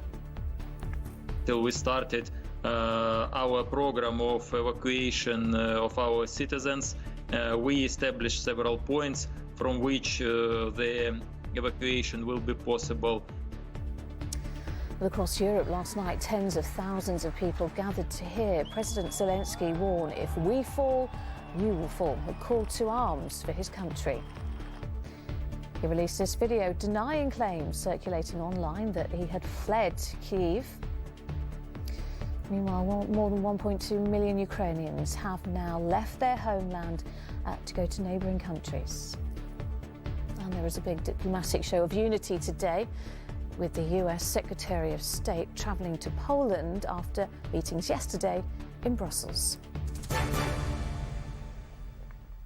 Let's take a closer look at the situation now across Ukraine. In the north of the country, Ukrainian officials say there has been continued heavy artillery and airstrikes around the cities of Kharkiv and Chernihiv. But for now, the Kyiv government remains in control. Further south, Russian efforts to take control of the Black Sea coast and cut off Ukraine's access to it continues. Mariupol remains partially under siege, according to Ukraine, though, as we've been reporting this morning, the Russian Ministry of Defence has announced a ceasefire there to create a humanitarian corridor.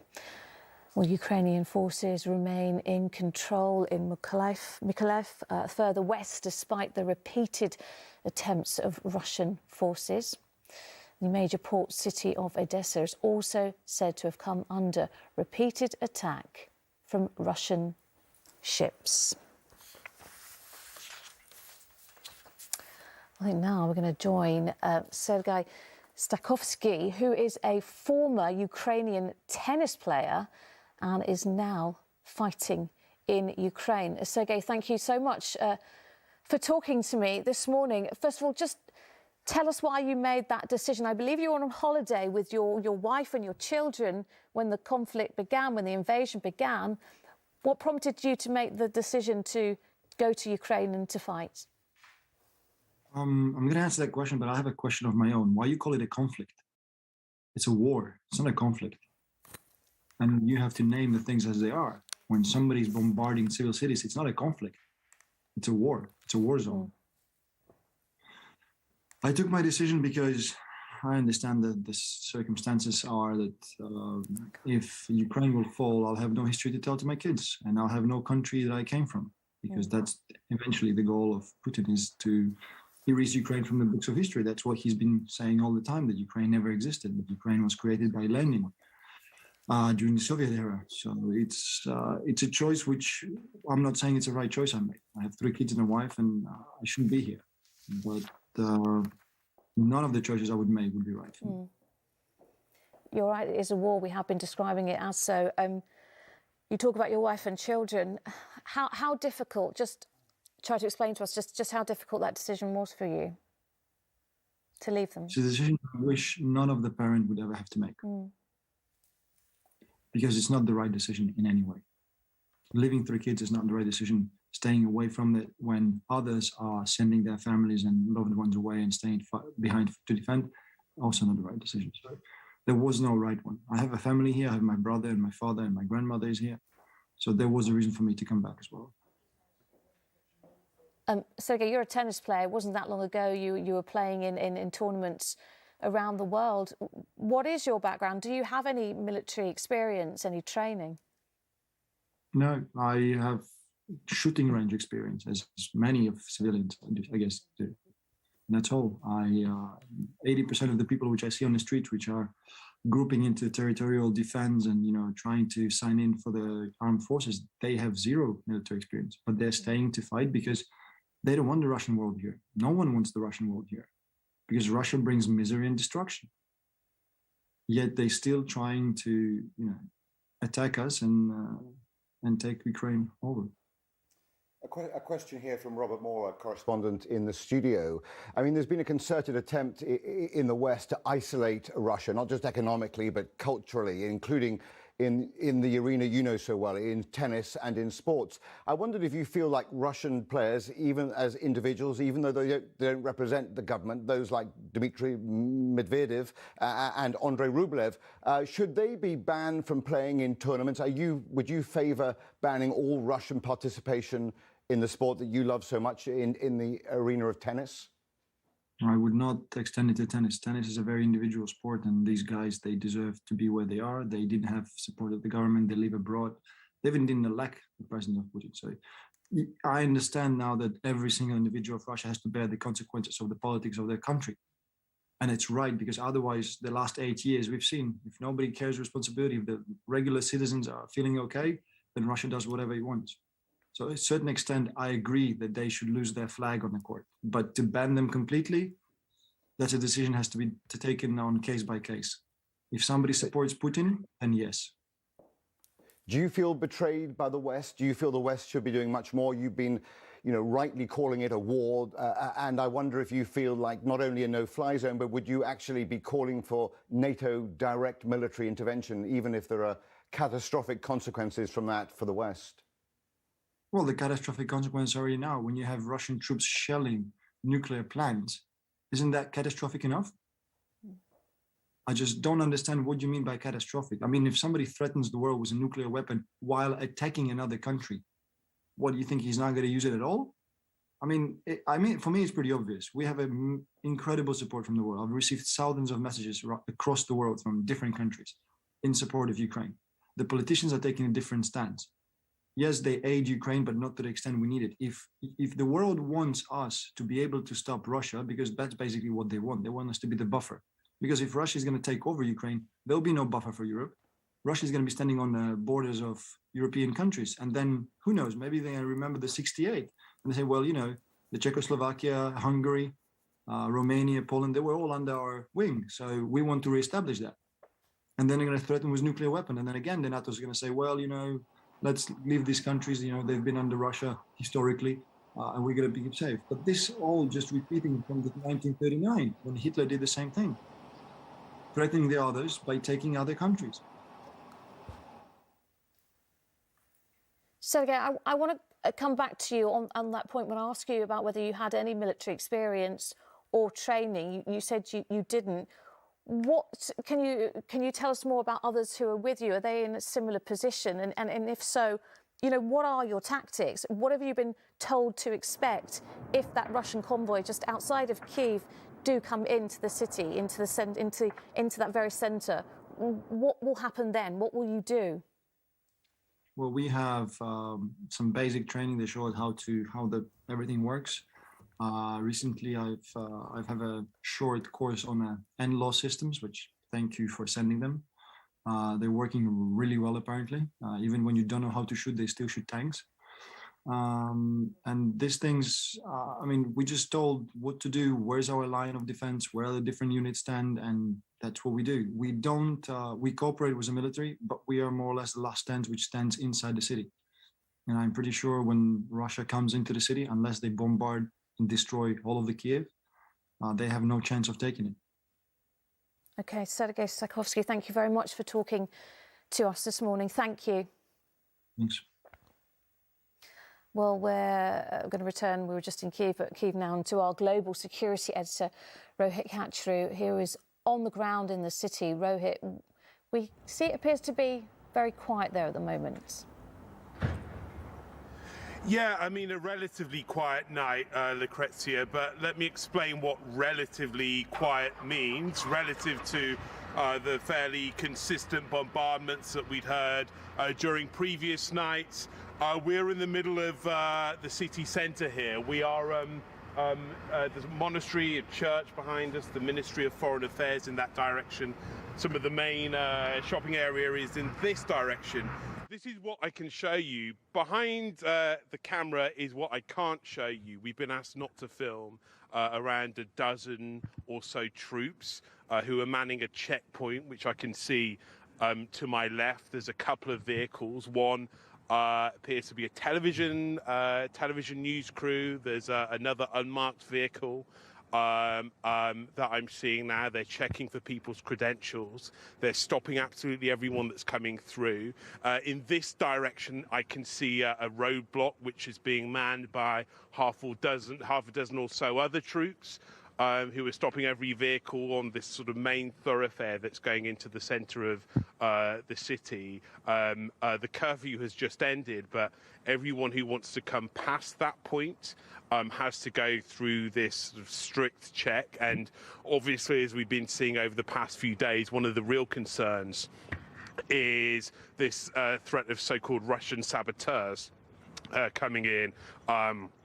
The threat Ukrainians have identified as being these sort of undercover units who might be coming into the city ahead of this 40-mile convoy, which is a few miles in that direction, which includes hundreds of vehicles, of armoured vehicles, of tanks, perhaps thousands of troops. And according to some Western intelligence officials, it seems to have pretty much stalled.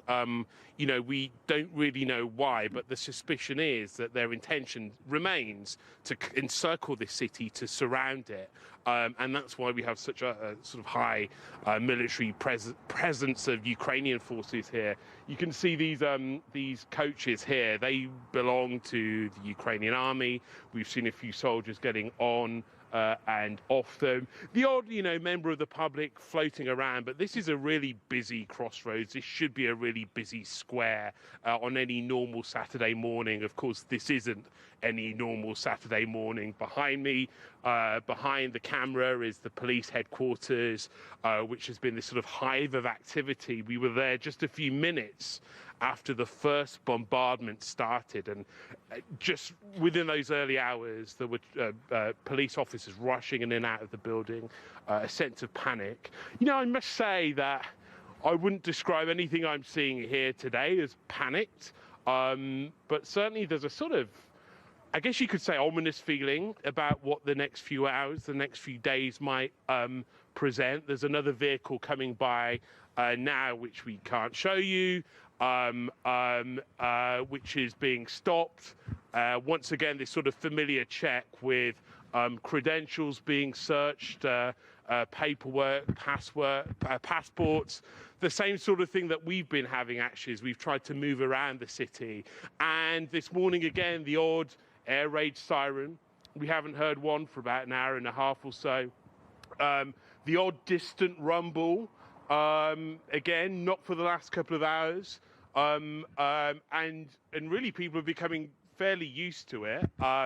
It's not something anymore that sends people racing at breakneck speed into the air raid, into the underground bunkers. But yeah, I mean, this is a pretty constant situation. This is the sort of sight that we can see right around the city. You can see an Uber coming around here, a sort of marked vehicle, and again, this driver here and his passenger being stopped, facing the same check, this sort of familiar check that we see absolutely everywhere around the city. And, you know, this is sort of normal life here, but it has been a fairly quiet night. People are watching what's been happening elsewhere, and some people heartened perhaps by events in Mariupol and elsewhere, where we've heard about this sort of short-term ceasefire to allow this humanitarian corridor to get in and out of the city. When people look at places like Mariupol here, though, I think they probably wonder whether what they're seeing there is perhaps what we are going to see in the next few days in this city. All right, Rohit, in Kyiv, as you say, eerily quiet there and ominous. Thank you. We're going to rejoin with our correspondent Romilly Weeks, who is in Lviv with people who are escaping the fighting in the east of Ukraine.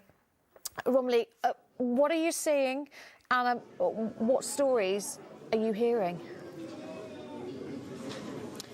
Well, Lucrezia, Lviv in the west is a city that has been untouched by war in terms of bombardment, but touched in every other way. And this is what I mean. This is a football stadium, the Lviv Arena, which was built to host the Euros in 2012. It is now hosting 500 to 600 people who've been displaced from other areas. You can see children here playing behind me. There are young babies here. There are people trying to sleep, people who've been traveling every night, all through the night, next to their bags, which they packed in a matter of minutes, trying to pack up a whole life into a set of suitcases. I just want to show you what's going on in the centre here. It is being staffed by volunteers. There is a massive civil resistance effort going on in Lviv, with people giving up their jobs, offering to volunteer, joining the army, staffing centres like this. And I just want to share a few stories with you, with people who have been forced to move from other areas, like Raisa, Oksana and Victor, who are joining here, who have travelled overnight from Kiev. Raisa, can you just explain to me how you made the decision to move and how difficult that was? It was very difficult. We were staying in our flat, sometimes getting out into the shelter, yes. But we had a lot of air raid sirens, and during the night we didn't go to the shelter, we just stayed in our bathroom, put a lot of pillows, cushions, blankets, yes, and we were staying there. But to tell the truth, my friends living abroad pushed me just to do that. You see, because every day, they, even not a few times per day, they were writing, asking where are you, how are you, and so on. So they pushed us to go here, and we are going to Ivano-Frankivsk, to one of the my friend's flats. You see, she has got it there, she invited, and so we had the train to Lviv, we boarded the train to Lviv, and now we are going to move to Ivano-Frankivsk. I'm not going to flee the country. So first of all, because I feel happy here, having a job, having everything. You see, loving my country, but and I'm not going to do that. We are having this period of so-called holidays till the 13th of March, and I hope we will return to our classes, because the first 2 days when the bombardments started, you're going to continue teaching. We were working. We were working online for some already period of time due to Omicron, COVID. You see, we were working online, and then we proceeded when this started, and some of my students couldn't even were a little bit indignant. For example, those who went from the halls of residence residents to Kharkiv, one of the girls sent me a message. How can you imagine me doing this without books and exercise books? You see, they are and I felt a little bit. Of course, I felt worried, anxious about their whole health. We were staying, and with my colleagues, we are trying to stay in touch, phoning each other, messaging, because we are teamwork. Can I just get you to sum up? What are your emotions about what's happening to your country and what it's like leaving your home and your city and your friends and everything you love? It's quite devastating, right? Because getting here was quite a palaver with getting on the train, with people pushing, a lot of men fleeing the city. So it's very times of adversity for our country, and we hope and we know that a country and a president are busting the guts to fight back the evil force. So we're grateful for that, but it's a devastating time for us. Devastating war. We had the buildings near Kiev were bombarded, for example, in the outskirts, so in the suburbs of the town, and so the people were staying in their shelters, and my friends' children are now also sitting there, you see, with their pets, because they can't leave. They wanted to leave, but they were to give this all to someone, yes, just to trust their pet to someone. So we think Ukraine will win, yes, and we are thankful to our resilient, defiant, warriors who are doing that. I can't imagine. We are just nervous, worried, and here, you see, when we are staying safe here, we are secure. But for people who are doing this, fighting, and so hard. You can't imagine that in the 21st century this can happen. Of course, we are asking foreign countries to help, maybe, because nobody expected this to happen. Do you need, for example, so many aircraft or just ammunition? If you are not going to attack someone or fight with them, you really don't need it.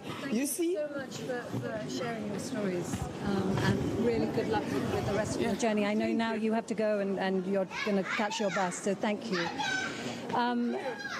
So many people here are trying to stay in the area, to find places to stay in and around Lviv, and there are volunteers matching people who are offering their homes with people who need places to stay. And also, I did the reverse journey to many of these people coming over from Poland yesterday, and on the Polish border we saw that many people were arriving there from Poland, from across Europe, from Germany, from Slovakia, Czech Republic, arriving in their cars with the offer of a room, a place to stay. But what everybody is here, what you are hearing almost universally is, we just want to be able to go home. We want to be allowed to continue with our lives. In Lviv, and just some understanding there of the emotional toll that this is taking on people. Thank you. Well, as we've been seeing all morning from pictures and the interviews coming out from Ukraine, it's all putting huge pressure on people, but also on hospitals and medical staff out there. Our medical editor, Emily Morgan, has been speaking to doctors. And Emily, what are they telling you? Well, I've been in contact with a number of doctors, either by email or by phone, on the ground in Ukraine, and I think they are facing a myriad of issues at the moment out there. I think the three main issues they're facing is quite clearly the sheer volume of patients, also the safety of those patients and the safety of the doctors and nurses trying to treat them, but also this really worrying dwindling of supplies of medication and medical equipment. Now, I've been speaking to a surgeon who works at a hospital in Kyiv. He says they are now only treating the war wounded and doing urgent operations. The usual work in the hospital has quite simply had to stop. I've also been speaking to a doctor in the UK who has many colleagues in Ukraine who say that their main concerns are simply that they don't have the experience or the training in dealing with mass casualties, in dealing with casualties who are injured to the extent that they are. Now, that is a real problem and a real concern for them. The surgeon in Kiev says he fears for his safety. He fears for his colleagues' safety. Getting to and from the hospital is very difficult. They are staying at the hospital generally and working 24/7. Now, the safety of patients is obviously a real worry as well. When alarms sound, they are taking them down to bunkers and down to bomb shelters. Now, quite obviously, their treatment down there is limited. The doctor says that he's having to make this horrible decision about which patients to take down to the bunkers because not all of them are fit enough to go down there. We've also seen these heartbreaking images of children in a cancer hospital being treated in bunkers, lying side by side, getting limited treatment, having a very limited chemotherapy. Now, their doctors are concerned that these are very sick children and some of them will simply get sicker. Now, some of those children are being transferred out of Kyiv and to hospitals in Lviv, but I understand that beds are a premium now in hospitals in Lviv. Now, of course, then there is the problem with medical supplies. The surgeon I've spoken to says that they are in desperate need of emergency equipment, things like simple things like tourniquets, blood containers, gauzes, bandages and gloves. He says that the problem with oxygen, the supplies of oxygen, has now stabilised at his hospital. The WHO, you might recall earlier in the week, said there was a low supply of oxygen in the country. He says that's now stabilised, but this is why the safe corridors, these passages for humanitarian to get humanitarian aid through, are so important. And some aid is getting through, and the surgeon I've spoken to says that he is absolutely desperate for this equipment to be replenished. All right, Emily Morgan, thank you. For now, thank you. We're going to go to Washington now and to our correspondent Emma Murphy. Emma, some developments from the UN now. Can you tell us more? Yes, we've been notified that the United Nations Security Council will meet again on Monday to discuss the events that will take place over this weekend. Of course, they've been in near permanent session for the past 10 days, constantly calling emergency meetings to address the latest developments, and who knows what it is that they will be discussing come Monday. Yesterday's meeting was called by the United Kingdom. It was an emergency session to discuss what had gone on at the nuclear power plant on Thursday night. And listening to the ambassadors speaking yesterday, you really got a feeling of just how horrified they were by what they had watched. They were at their homes, they were watching it unfold on television as the rest of us, and really didn't have a lot more information to gather themselves. They had more by yesterday, but they were just speaking about the fact that they had to try and understand what was happening in real time, knowing just how dangerous that whole situation was, and the fact that the American ambassador to the United Nations, Linda Thomas-Greenfield, described it as holding her breath, barely daring to exhale. She said it was only by the grace of God that there was any aversion of a nuclear catastrophe on that night. So they will be no doubt hoping that their message yesterday, that the fighting is ceased around those nuclear plants, has been heeded over the course of the weekend. Another thing to add that they will be discussing is this issue of the civilian humanitarian corridors. Of course, many times in that chamber of the United Nations, these corridors have been discussed in conflicts all around the world. The one thing that I think that they will be concerned about, and that history tells us we should all be concerned about, is just what will happen once those corridors are brought to a close. At this point, Russia is saying that people can leave certain areas, that there will be this cessation of hostilities. But when we look to previous conflicts, what has followed the cessation of those corridors has been truly dreadful. Syria is one example. People were allowed to leave from Aleppo and various other locations, but when that stopped, the bombardment that came afterwards was absolutely monumental, and it was done by Russian helicopters on many occasions. And there is a playbook that seems to be being followed here. One other thing to note is that there is a narrative that also goes with this, which we may well hear over the coming days. In Syria, once those corridors had been opened and closed, we were told over and over again by the Syrian regime and indeed the Russians that those who stayed in the towns and cities were jihadists. I suspect in the coming days we will hear that those who are staying in the towns and cities in Ukraine are viewed as Nazis, and therefore they will be subject to the very worst that Russia can offer. These will all be subjects for debate at the Security Council, and no doubt very much playing on the mind of Secretary of State Blinken as he travels around Europe this weekend, trying to build that coalition to keep it resolved as they face the week ahead and what's likely to happen in Ukraine. Emma Murphy in Washington, thank you. Robert, let's bring you in here, obviously, with your extensive experience in the US. And what do you make of what Emma was just telling us now? I think there's a major diplomatic effort underway, but it's not with Moscow. It's trying to make sure that the Western alliance stays intact, just like Emma was saying. I think the kind of ominous development, we've been concentrating in this programme quite rightly on the catastrophic human suffering in Ukraine, but there is a parallel tragedy playing out, and it's playing out in Russia. Russia is going dark. The last vestiges of independent journalism are being extinguished. Foreign reporters are having to leave, so we're having to talk about Russia here in the studio in London. Novaya Gazeta, the great liberal Russian newspaper, is now heavily censored. Echo Moskvy, the iconic Russian radio station, is closed. So has the independent TV station Dozhd. So Russians are no longer getting, free information in any sense, and the Kremlin is controlling everything.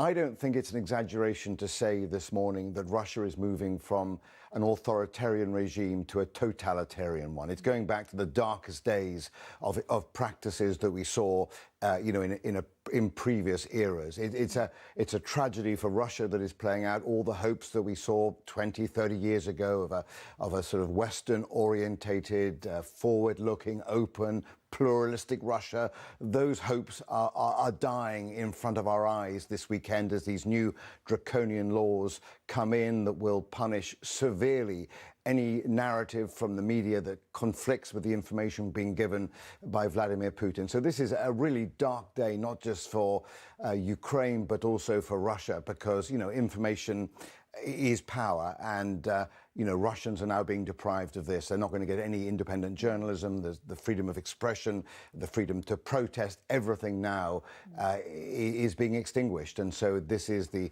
parallel tragedy. It's one war, it's two tragedies.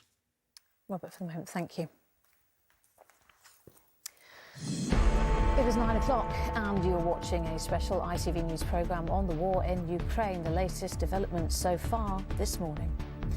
The Deputy Mayor of the besieged city of Mariupol has confirmed to this programme that the evacuation of citizens is starting.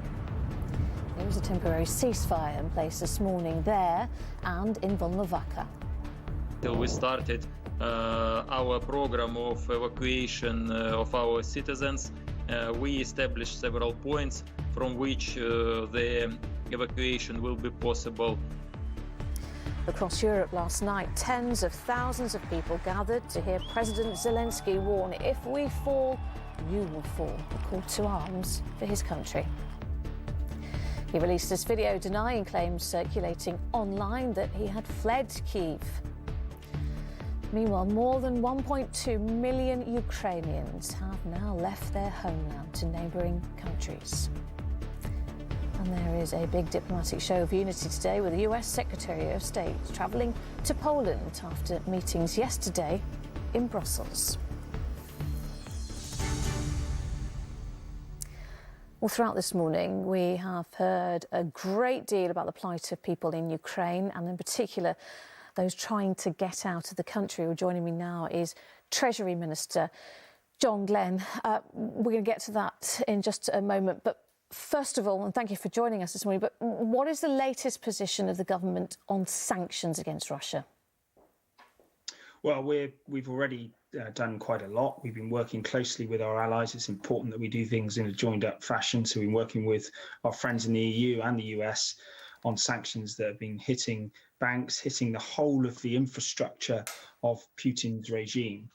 So you've seen that reflected in the drop in the value of the ruble. We've worked with the Bank of England to pioneer measures to stop the Russian central bank propping up the economy using their foreign currency reserves. And what we're doing on Monday is bringing forward legislation, emergency legislation, essentially, to help expedite some of the legal challenges in actually dealing with the Putin's cronies, those individuals who are on our list that we need to actually move forward with and to actually get them sanctioned. That's where we are. We're going to get to where we could be, but I want to first get your reaction to that Russian ceasefire that we've been hearing about in the last few hours. Well, obviously, we welcome that. That's a positive step, certainly to deal with some of the humanitarian crises that are unfolding.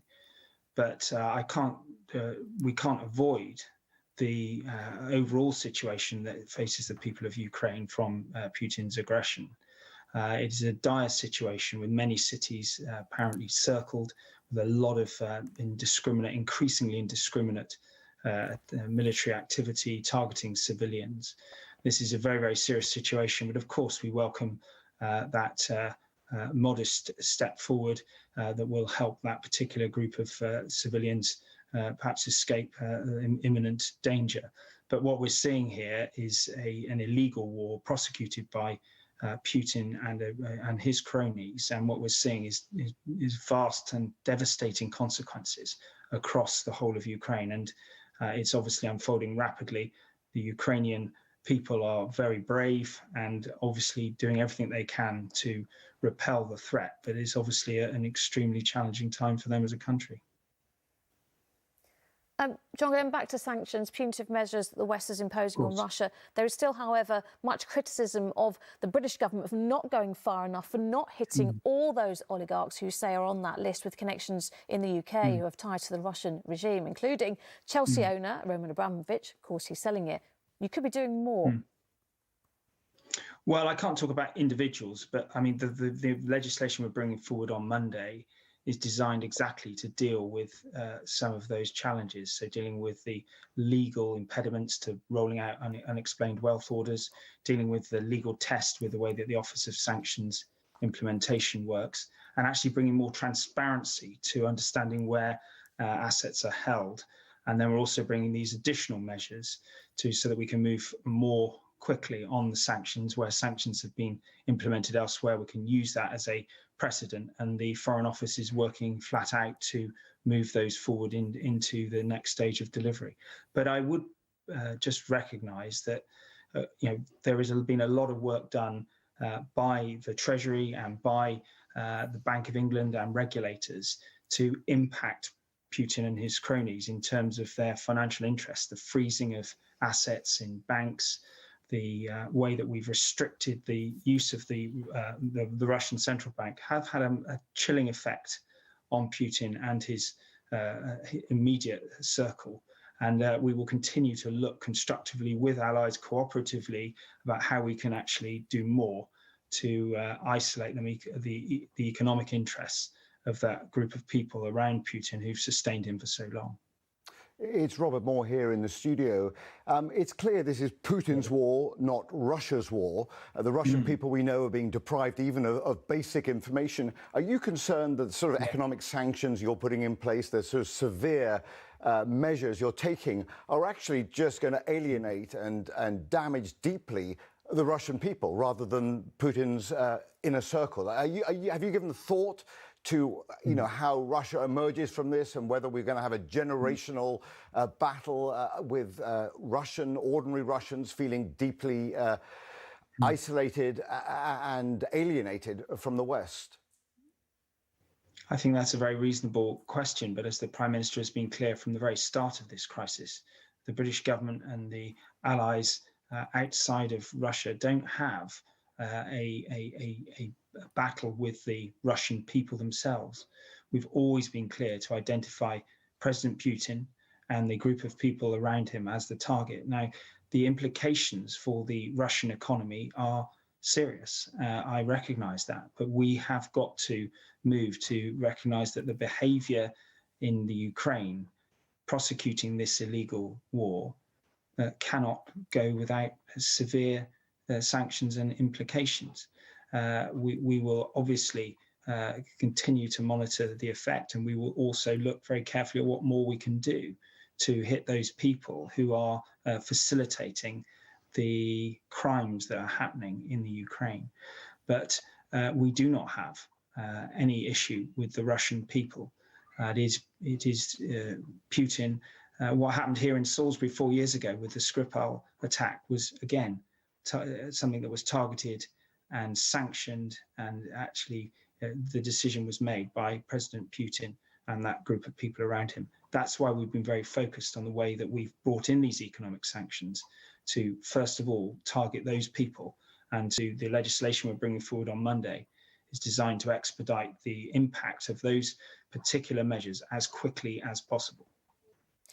John Glenn, you talk about the measures that were expedited on Monday. There is a lot of concern over Tory party funding, particularly in connection to Russians, and this perception that perhaps because of this, the government is not acting quick enough and has certainly not been. That's not the reason why we're bringing forward the legislation. We're bringing this legislation in order to move that legal process forward more quickly, not because of anything else. All donations to all political parties, large and small, fit within the legislation. I don't think anyone's making the assertion that there's been an illegal donation to any British political party. But what we're doing on Monday will actually tackle those individuals who are close to Putin, are clearly identified as in his inner circle, and making the legal process for bringing forward those sanctions swifter and more impactful. We are very determined in that across Whitehall, across the Allies, working closely with our friends in Europe and the US to make sure that we impact these individuals as quickly as we possibly can. Different legal frameworks in different countries will obviously mean that these things will happen at slightly different pace. Some we will move forward faster than others, but the commitment and the common goals are clear across our allies. And John Glenn, while you're here, I want to speak to you about the concerns that we've been hearing over the humanitarian efforts, in particular, people that have been trying to get to the UK. We heard from Edgar, who's in Romania at the moment, and the story of his family, his mother-in-law, his wife, who has a British passport. Just getting in touch with the visa office, the fact that it is a paid-for phone line, it is only in English, things like this, he says, are actually deterring people from seeking refuge in the UK. Well, I think we moved very quickly to bring forward the Ukrainian family scheme and the humanitarian sponsorship scheme. I can't obviously speak to specific issues around the phone lines, but obviously the Home Office will be looking very carefully at that and seeing what we can do to make that easier. I know we've employed more people on the ground to process these applications at very short amount of time, but obviously this is a humanitarian crisis, and we will work to improve and to make adjustments if that's possible.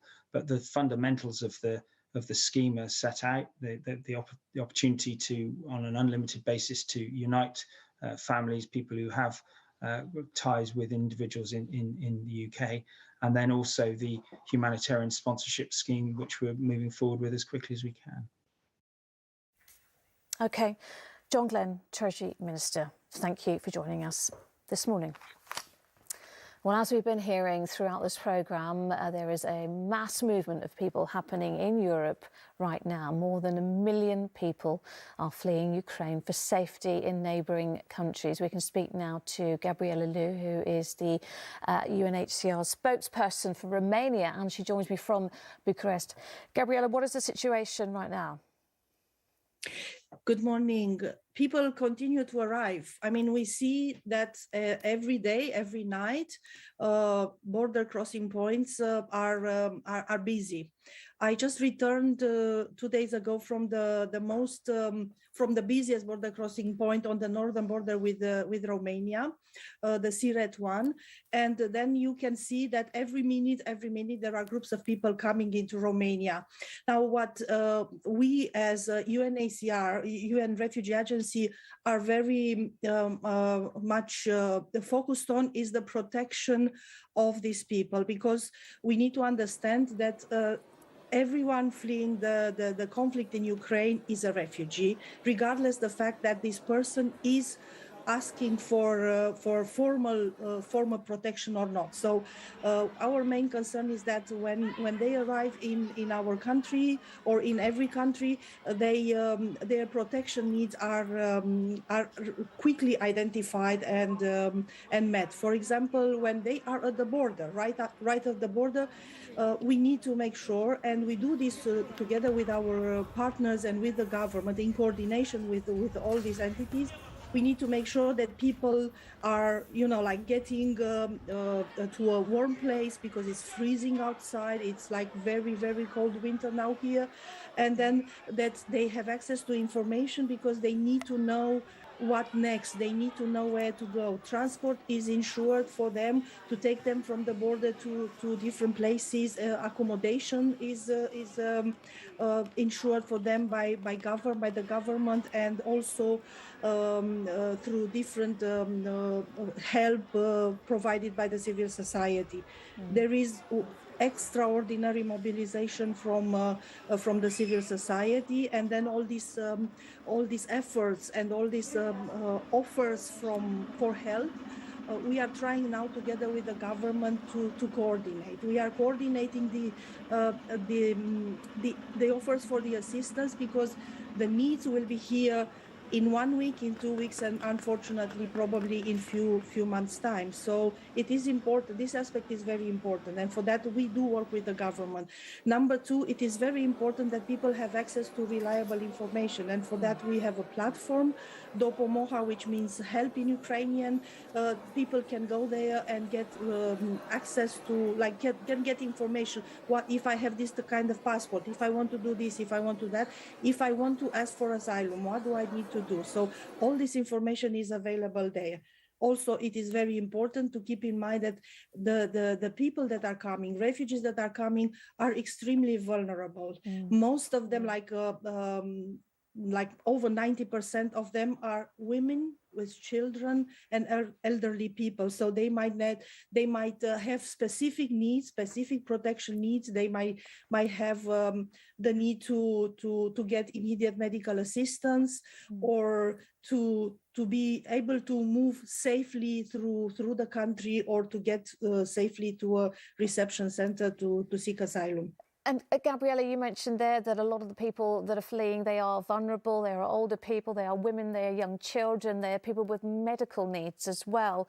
Are they getting the correct kind of aid that they need? Is it getting through to them? And what are the conditions like in the camps that they finally get to? These camps that we're seeing pop up in various places now. What is it like there? There are different types of accommodation. So basically different types of ways to shelter the people. So once we have the regular reception centers that are there for asylum seekers, so for people who formally ask for asylum, then the authorities set up temporary reception centers for people that do not have a place over there. And I say temporary because these are like tent-based, but they are heated and they have like kitchen facilities, so people receive assistance while they are there. And their next move is decided. They receive psychological counseling.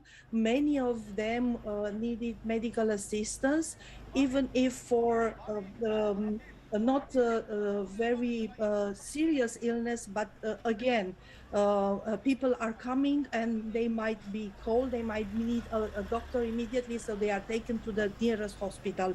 So we also have to say that a large majority of those who enter Romania now are moving on. They go to another country. So they need to reach different other countries in Europe where they have family links, or where they have friends, or there is this support that they need at this point in time. So I would say that out of the 170,000 people that arrived since 24th of February, almost 130,000 left already. However, this number that we have now, which reached like 60,000 refugees in Romania from Ukraine nowadays, it's an absolute record for Romania. We have to keep in mind that the highest number of asylum requests we had in Romania was last year 10,000, and this was the highest number. So we can imagine that there is a fantastic mobilization of resources from the government, from the civil society, from our side, in order to be able to ensure that protection is available for these people. OK, Gabriella, thank you so much for talking to us this morning. Thank you. Thank you. Well, the plight of those people Gabriella is working with is why the Disasters Emergency Committee has announced its appeal for Ukraine. So far, it has raised £55 million. And one of the ambassadors for the charity Save the Children, a member of the DEC, joins us now, Dom Jolly. Dom, thanks so much for talking to us this morning. You visited Ukraine in 2018 in very different times. How important is this appeal now? Oh, well, the appeal's, I mean, really incredibly important, because what it does, it gets all the 15 leading UK charities and basically coordinates them at a time when obviously it's most needed. So instead of them all working individually, they're all working together. And having been to eastern Ukraine in 2018, when obviously people weren't really aware that this conflict was going on, and seeing literally a sort of First World War type trend going on, and been going on for, it's been going on for 8 years. I was all too aware, especially the kids that were being affected there. So yeah, it's incredibly important. And Dom, you know, you talk about pictures from the war all those years ago. If these pictures were in black and white, we would think, you know, that's what we're seeing. And it's incredibly upsetting to see what is happening to these small children who've just been ripped from their homes, their lives, from school, everything that was normal to them. I mean, seeing these pictures, I mean, how does it make you feel? Well, I mean, just it's heartbreaking, because I mean, even when I was there in 2018, these kids, you know, the kids you can see there and the kids that I met were already having their lives completely uprooted. Some of them were crossing a front line every day, just going to school. Each school we visited had bomb shelters in it. There was snipers. I mean, it was quite extraordinary to me that this was going on just 3 hours away from London, and no one seemed to know about it. Now, obviously, everyone knows about Ukraine, and the problems have just increased 100-fold. But I mean, these kids and families and people have been going through terrible stuff already. And this now, I can't even imagine what's happening to them. So certainly the work that Save the Children was doing out there was absolutely extraordinary, sort of helping kids psychologically, helping them, I mean, in all sorts of senses. So anything anyone can do is incredible. And Dom, you say, you know, it is hard to imagine, really. We can only but imagine, and we hear the stories of just some of the people this morning who have been trying to flee the country, or they have already, or they're trying to get family members out. We also hear that the DEC appeal has raised so far £55 million. That's probably already gone up since we've been on air. And it is heartening to see the British people always willing to put their hands in their pockets and help.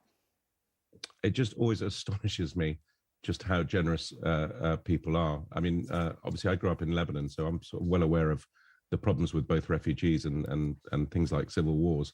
And again, people were incredibly generous there, and people are just, I think there is some, I don't know, people have been so shocked and moved by what's happening in Ukraine. And I think everyone that I've spoken to just looking for a way that they can help in any way. And I think the DEC and the way they've coordinated all the aid is, I think undoubtedly they got people on the ground and is the best way to raise money. So if there's anything you can do, please do go to dec.org.uk and donate anything you can, because they really do amazing work.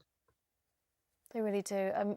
Dom Jolly, thank you so much for highlighting this, and thank you so much for talking to us this morning. We appreciate it. Thanks. Thanks a lot. We're going to go back now to our Deputy Political Editor, Anushka Astana, who's in Downing Street. Anushka, we heard a few moments ago, didn't we, from the Treasury Minister, John Glenn. I pressed him on whether the government will go further on sanctions. What did you make of what he had to say?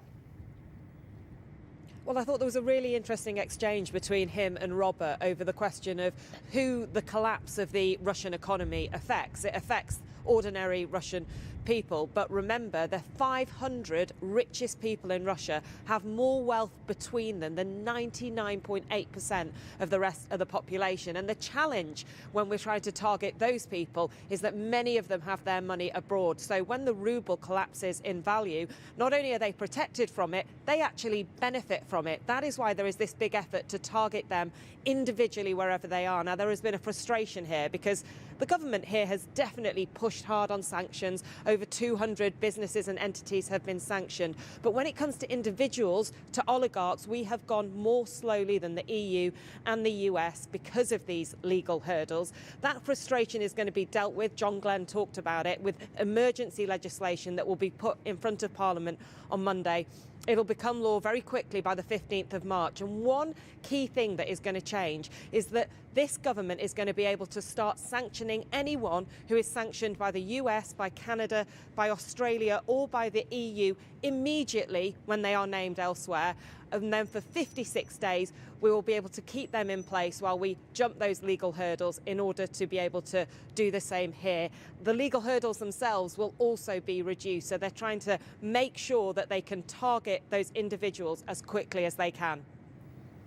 All right, Anushka, thank you very much. We're going to get a final word from Kyiv this morning and our global security editor, Rohit Khatri. Rohit, you've been telling us all morning a quiet night in Kyiv, but not a sense of complacency at all. Yeah, I mean, relatively quiet, the odd air siren, the odd distant rumble. And this is, I guess, normal life now, or it feels like it, even though it has only been 10 days. Let me show you around.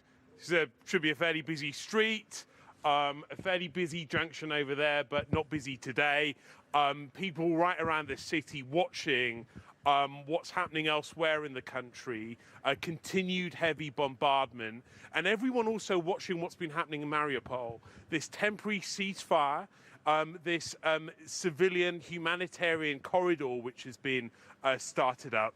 I mean, there is a great deal of suspicion about that. What we've seen in Syria before, for example, is examples of ceasefires announced by Russian authorities, which have then been used as a front to call everyone who decided to remain in position as being aggressors. In Syria, it was jihadists. And so there is some suspicion of what the motives might be behind Russia's agreement to this ceasefire. But everyone is hopeful. And here in Kyiv, you know, there's a great deal of anxiety because still that convoy, which we've been reporting on so much through the week, which has been growing, which is now more than 40 miles long, is still sitting pretty much where it was sitting on Monday, a few miles out of the city. What we're hearing from some Western officials is about people within that convoy surrendering, about weakness, about a loss of momentum. We're seeing these videos of ordinary civilians right around the country stopping, you know, this sort of people's resistance, tractors towing away Russian tanks or armoured vehicles. And I think what everyone's clear about here is that these really are snapshots, that yes, there are examples of this extraordinary movement, these acts of resistance. However, there is a great deal in reserve. And we heard from the Americans now that at least 92% of Russian troops, which were stationed around the border for this operation, are now within Ukraine. All right, Rohit, thank you so much for talking to us this morning. Please take care there in Kyiv. Thank you. Before we end, let's get a final thought from Robert here in the studio. I think the one major development that we've been hearing about this morning is that ceasefire, isn't it? And, you know, a humanitarian corridor, but likely only to be a short reprieve. I think we've learned a lot in this programme. We've heard right across Ukrainian society people pleading for a no-fly zone. We've heard from the deputy mayor of Mariupol that he believes, despite that humanitarian corridor, the destruction the total destruction of his city is imminent. We've heard from Rohit there on the streets of Kyiv, the sense of foreboding. We've heard from Romilly talking to some of the 1.2 million people who have fled. And we fear that the next stage is going to be siege warfare. For now, Kharkiv and Mariupol, but next is going to be Kyiv and Odessa. And on the other side of the border in Russia, we've had this, really dark development with the essentially the extinguishing of freedom of expression across the cultural jewel that is Russia. The country that gave us so much hope 3 decades ago is now in the grip not of authoritarianism but of totalitarianism. So on so many fronts, ominous developments as we enter the weekend, enter the sort of second full week of this conflict, and I think it's going to get ever more brutal, I'm afraid to say, in the coming days. How long do you think they can hold on for, particularly in Kyiv as well, briefly? Well, I think we're going to have, days, even weeks and potentially months now of an insurgency. And so this war doesn't end anytime soon. It doesn't end in diplomacy. We are going to end up with a grinding conflict in the very heart of Europe. All right, Robert, thank you very much for everything this morning. And thank you for all your expert analysis. I think actually, I have got more time, and I want to ask you that we talked about that media blackout in Russia. How significant is this, and what can we do, really? What can we do to counter that as well? Should we be doing more? I think it's incredibly significant because it's potentially sort of generational in implications. It means the death of investigative journalism. It means the death in terms of freedom of expression. It means the hopes of liberal, open Russia are now almost over, and the Kremlin gets to control the entire narrative right across the sort of vast swathes of Russia. So it couldn't be more sort of tragic in its implications. But different if you're part of the younger generation and you're on your phone, you're on social media? No, not at all, because the social media platforms are now being closed down. Facebook and Twitter have been banished this morning. So, the brightest and the best, the youngest, the most optimistic Russians are now having to flee the country. I mean, how depressing is that in 2022? This is the word. Robert, as I said earlier, thank you so much for all your input analysis this morning. And that brings us to the end of our special ITV News programme this morning on the war in Ukraine. We'll have the very latest from there in our lunchtime update at 1:45. Until then, from all of us here, from everyone in Ukraine, of course, thank you for watching.